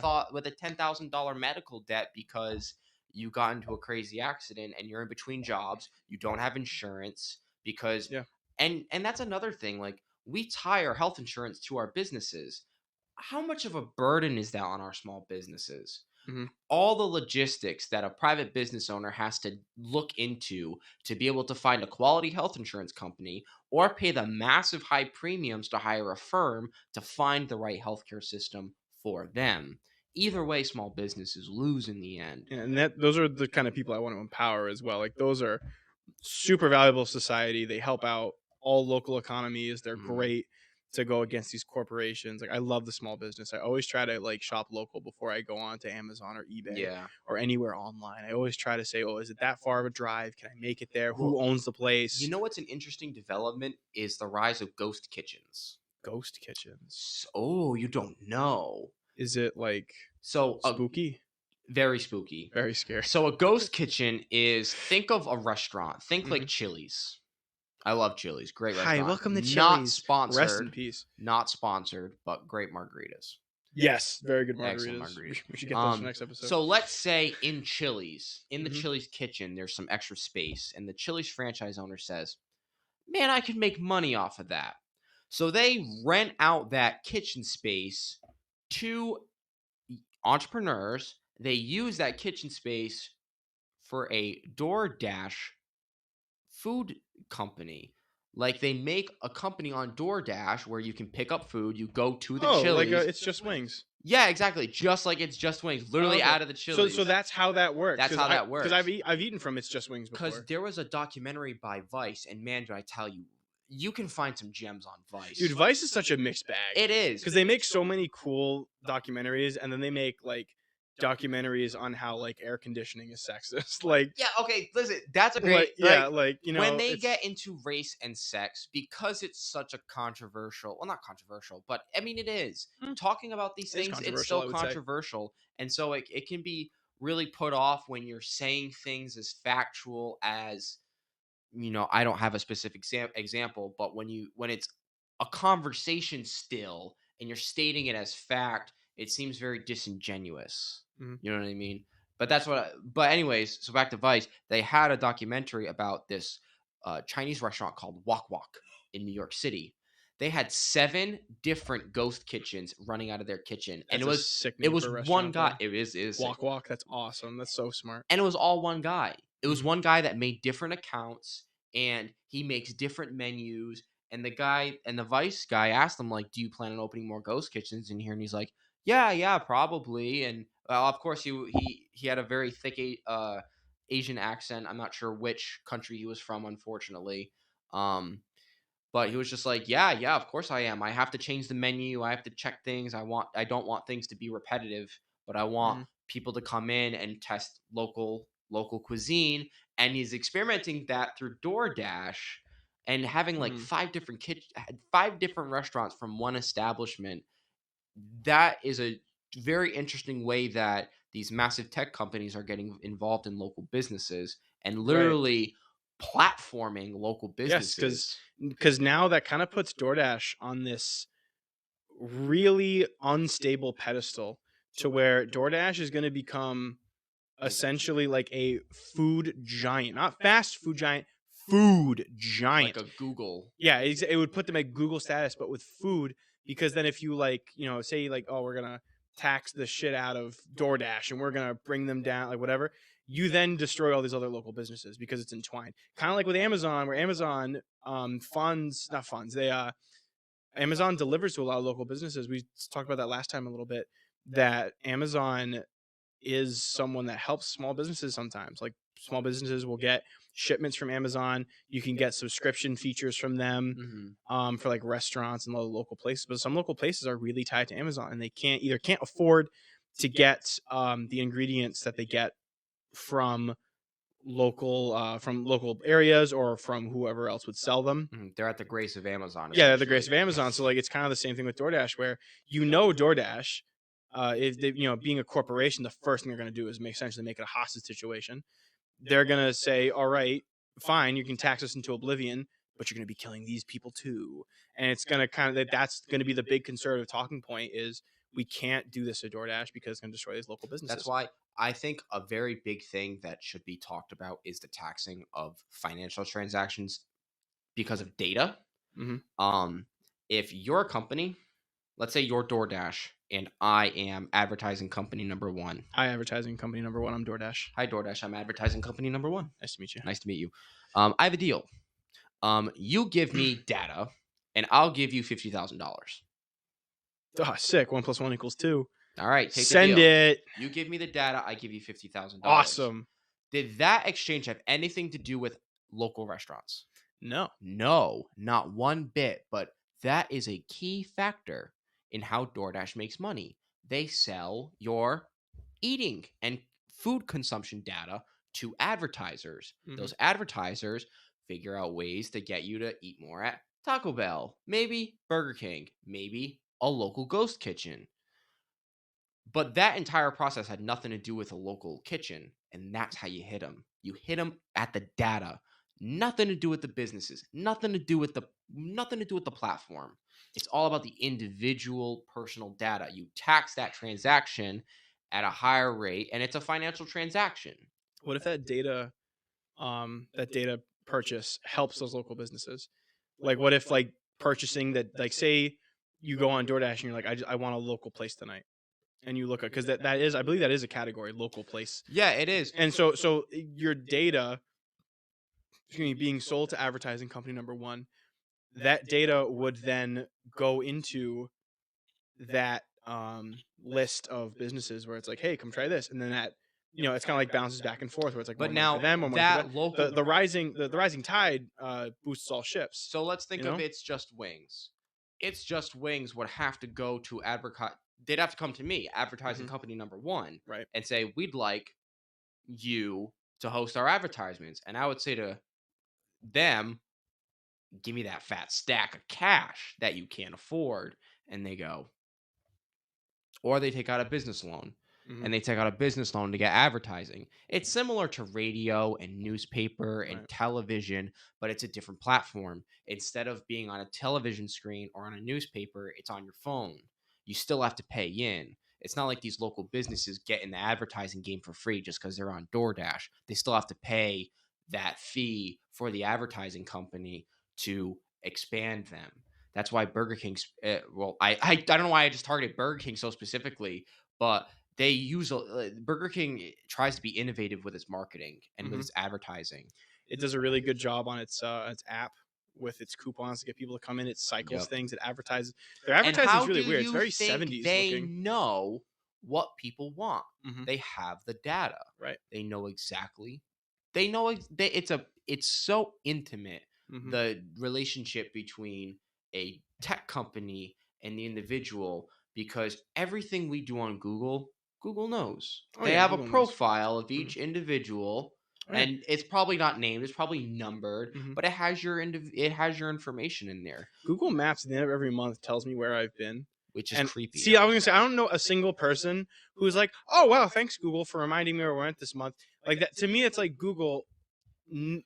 What? Like I got so creeped out when I first got that notification. I don't know whose idea that was in Google to make that a pop up notification Well, it's a on your maps to say like, "Oh, you've been here in the past month." Like, "Oh, so you're keeping track of that. Thanks, Google."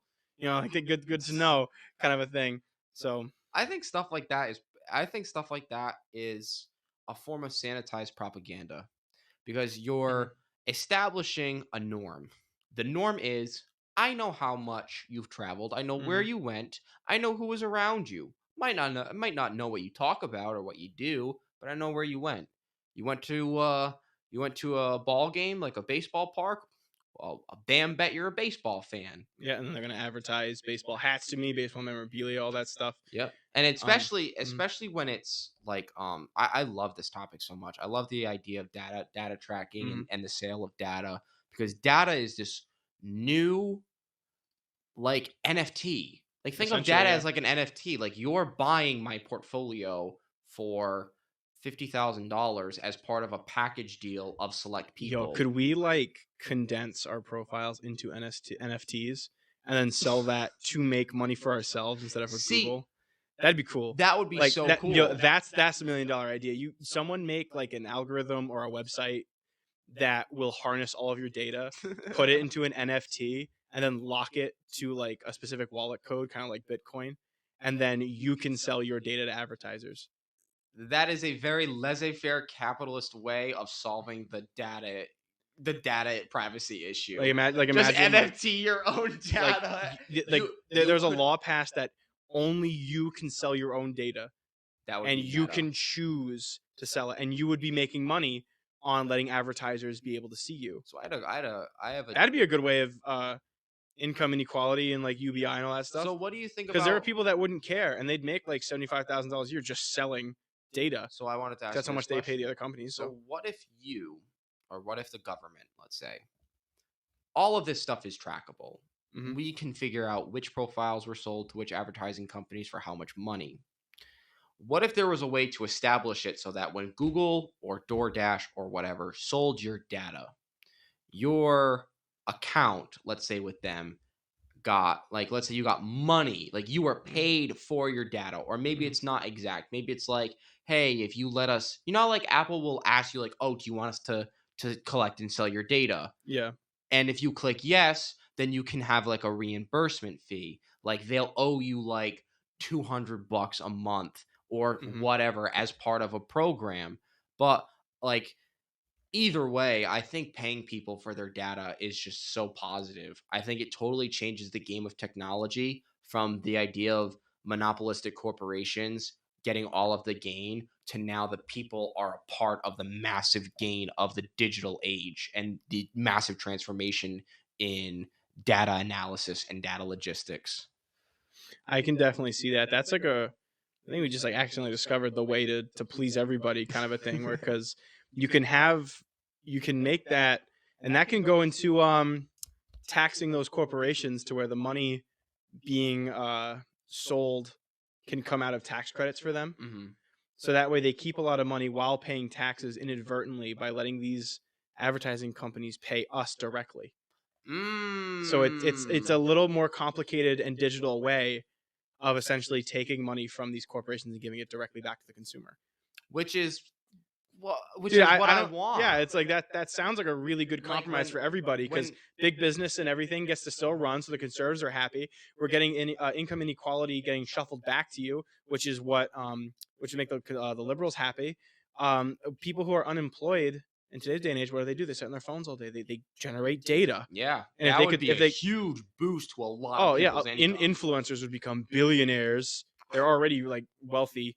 Like yeah, influencers would become very Wow, big. dude, that's really true. I didn't even think of that. Yeah, because their whole thing is data. Yeah. Because they essentially sell data in the form of like YouTube videos and Instagram posts. It's like I mean we don't make money off of this, but like this is essentially like Well, it's interesting we would because do this and they make money off of the advertisers, yeah. but in like a not so direct way. I think the way it works is like if they're an influencer, they No, get they get paid directly. sponsorships. Yeah, someone comes up to them in an email and they say, "Hey, we'll give you like a couple grand if you just give us like a 30-second ad. Yeah. And then they give them a 30-second ad, or they'll pay them like a commission on clicks or on new memberships. Like with NordVPN, big sponsor of a lot of YouTube videos. Not this one. Not this one, unfortunately. Nord, reach out. I use you. There's like clicks on like the first like 100 accounts made through my link get like this deal or something like that, and I like those YouTubers will get commission off of that, and they'll earn like a certain amount like for how many clicks, and like it generates a lot of clicks. There, people make make one video once a week, it makes a couple million views, and then that translates straight from the YouTube algorithm. So if they are good to make YouTube AdSense, a lot of big YouTubers aren't.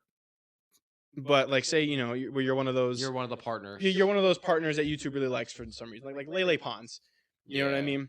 Or what? So- Jojo Siwa, is she a partner? I probably she's a I've- celebrity. I've seen one Celebrities video. are all the what's it called, They're like the something family, the family vloggers, I forget, the royalty family. The royalty family, they make a lot of money because they're family friendly content on YouTube, which is what YouTube wants to push.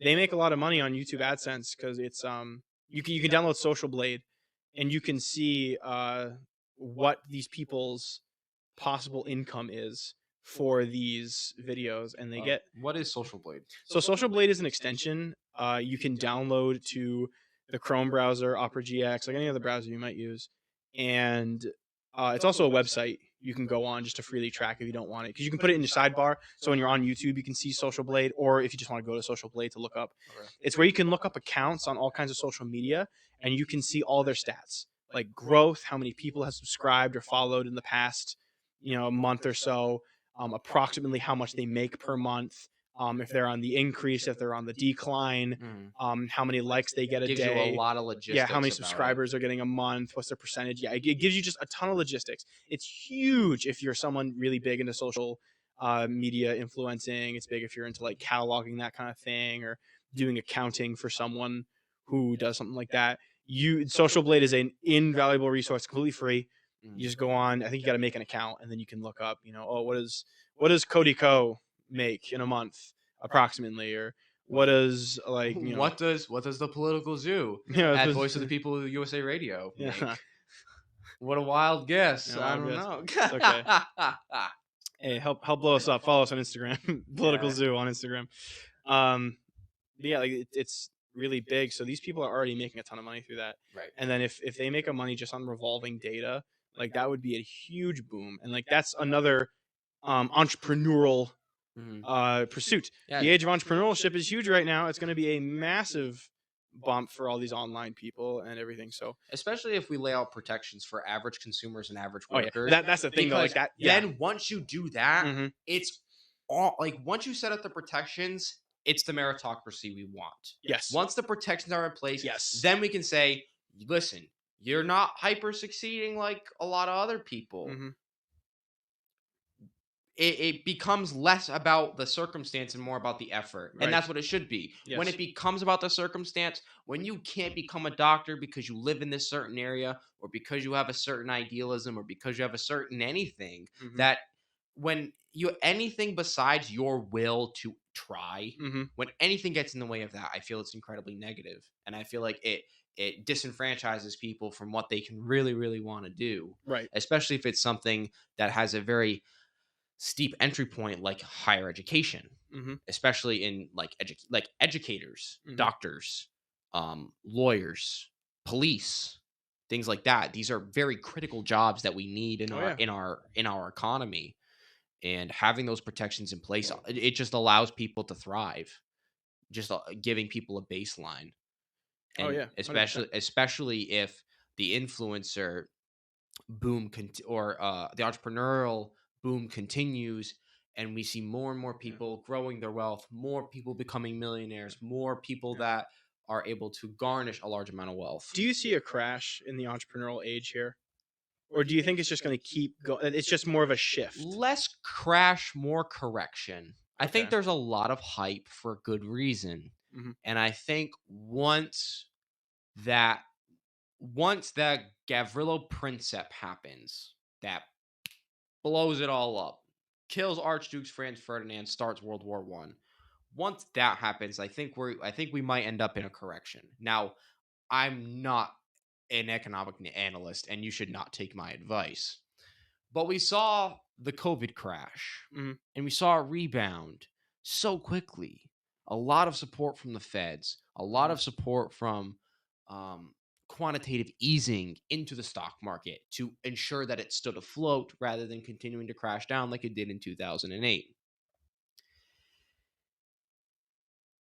And I'm sorry, brother. I lost where I was. I went on this whole Yeah, tangent. you're talking about the crash in COVID. Yeah, the hot sauces are making me space out. Like I I'm trying. know. Yeah. Dude, you know what's funny is Okay, I'm glad I'm not the only one I because can I'm still trying so hard to focus, but the like hot sauce like resonance. It's not hot.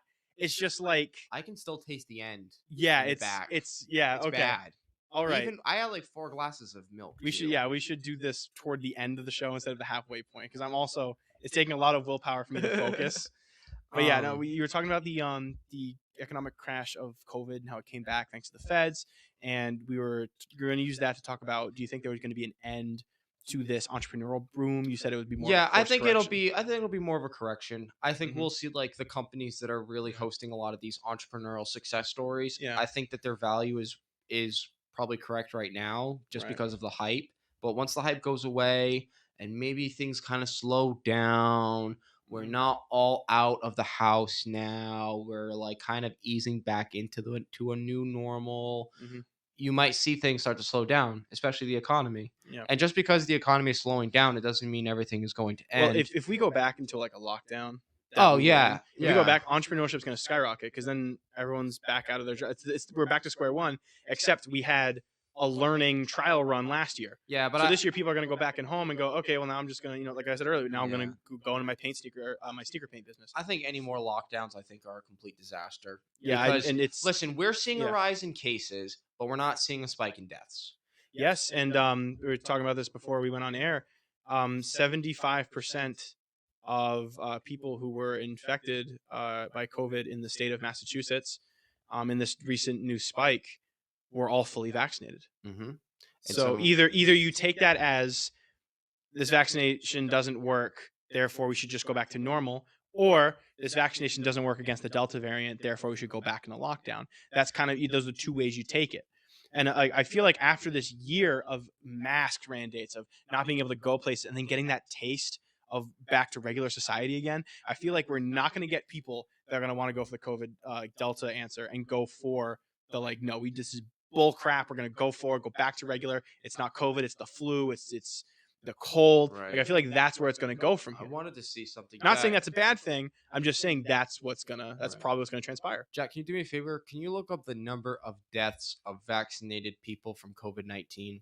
Because I believe the Delta variant has killed a few people who Mhm. were vaccinated, but I'm telling you, it might be like 10 in total since the Delta variant started spreading rapidly months ago. But it just goes to show like the media is more concerned with case numbers than deaths. Yes, they are. They're Like concerned with case numbers, and also like case numbers can be a little bit tricky because the tests kind of test for the same thing that like the same either like respiratory bacteria or something that's in the flu. mm, So if we saw last year, there was a huge drop in cold and flu deaths and a huge spike in COVID deaths.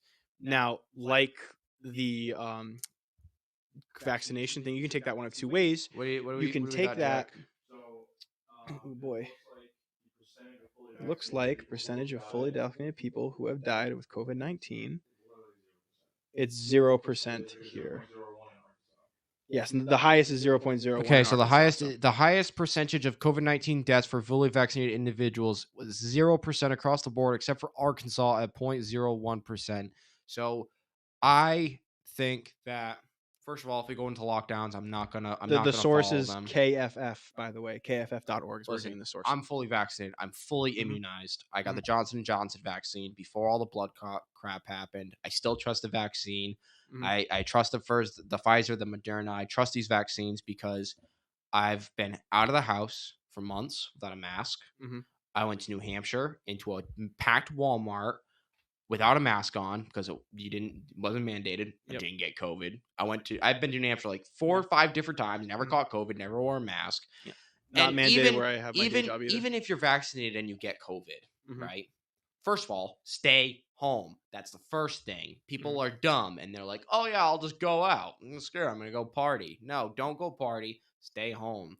But that 0.01, that's the highest percentage of Mhm. deaths of fully vaccinated people. I feel like that should be enough, not only for people to get vaccinated, but for the mainstream media to kind of relax and say, hey, listen, yeah, cases are spiking, but who's dying? Well, the media is not so much focused on getting us the truth anymore. It's sensationalism now. Right. But It's it's it's unfortunate. sensationalism. Yeah. It's getting Oh, people to be divided. It's getting people to freak out and do whatever. And that's what's unfortunate because if they were reporting the truth and they were talking about these cases, we wouldn't be in the tizzy that we are. this kind of has We'd be something. like, oh, okay, whatever, get the vaccine, whatever.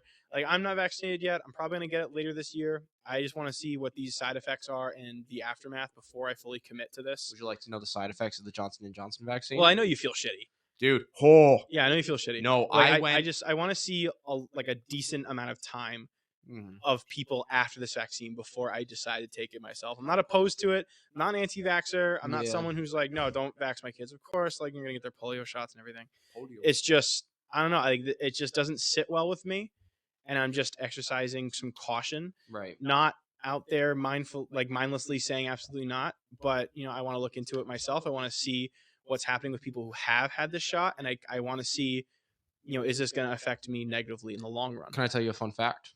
The mRNA vaccines Mhm. were initially approved for development for a cure for AIDS. Mm, They were going to use the mRNA vaccines to help the body fight against the AIDS and HIV viruses, okay. which is really, really cool, and help protect against them as well. Yes. All right. And so when I found that out, this research had been going on for over a decade before Mhm. COVID started. So that made me feel a little bit easier about the mRNA vaccines because it is a brand new. I mean, none of these vaccines are actually approved by the FDA. They're all emergency authorization, which is not the same as being approved. It's speed run way to get a drug out Mhm. so to stop a global health crisis like a global Mhm. pandemic. I think in the end, what we're going to end up seeing is, I think for me, the Johnson & Johnson vaccine, they're all probably just going to like not work as well over time. And probably I Mhm. think people are going to end up wanting booster shots. And of course, Pfizer is going to push them Yeah. because that's how they make their money. Can I just bring up? So you said like it was approved, not approved. It was emergency authorization. Correct. In order to, like, I know you want to end this quickly, but if it's a global health crisis, wouldn't you want to take the time to make sure everything works, get it fully approved, so that way anybody who's like, no, I'm not taking this vaccine because it's going to cause my chest to explode, people are going to be like, well, look, it's been approved. Like, wouldn't you rather wait a little bit longer, put all your efforts into approving this vaccine and then getting it out there Well, instead of they like quickly? I would rather take my time and do it right than do it wrong quickly. well, don't forget the pandemic started in March. April, May, well, let's see, Hmm. March, Biden was inaugurated in what? End of January, early End of February? January. Yep. End of January.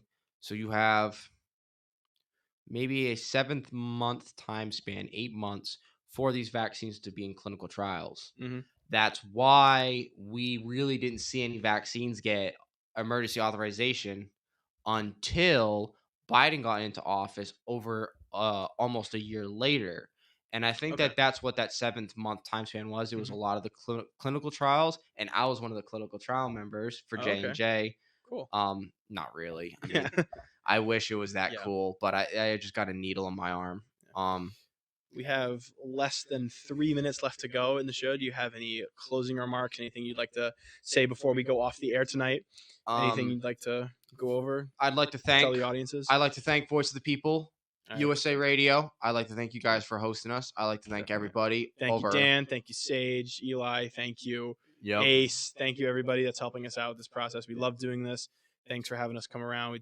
Second episode. It's real. It's happening. It's Yeah. consistent. So And I'd thank like you to all. thank the people across the multiple platforms that we have this crazy thing running on for coming in and stopping by, saying Mhm. hello, and celebrating / mourning Yeah. some very important policy decisions.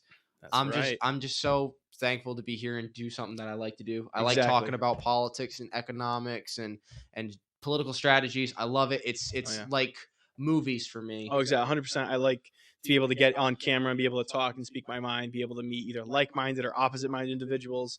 I love taking ideas and slamming up against each other, and hopefully I'm inspiring some people to learn about certain politics and talking about certain Yeah, politics across the world. We absolutely love it. Thank you so much to all of our domestic and international listeners for joining us on this Saturday night in New England. The time is almost 1 a.m. So we would like to. Oh, first thing, thank you for coming around, watching our first segment of Hot Takes. We're going to see what we can do to keep more fun game stuff going on here. It is a zoo after all. There are going to be multiple exhibits. So we're going to try to keep going. If you'd like to follow us on Instagram, you can find us at Political Zoo. Just Political Zoo. You'll find us on there. Our profile pictures, our logo. You'll see us there. I'll be posting more pictures to that account as we keep going on. We'll keep you guys updated if we decide to update our social media. Don't forget to like and subscribe to Voice of the People Radio Yes. USA. Voice People Absolutely. Radio. Yep. VOP USA has awesome other shows. It's not just us on here. We have Political Shock. We have all other kinds of shows. Feel free to stop on every night of the week and check out the 6-day political forecast as well as any other show they have on their network. All right. I'm Cool. Drew. I'm Josh. And this is the Political Zoo signing off for the night. Good Night, everybody. Bye. Thanks for watching.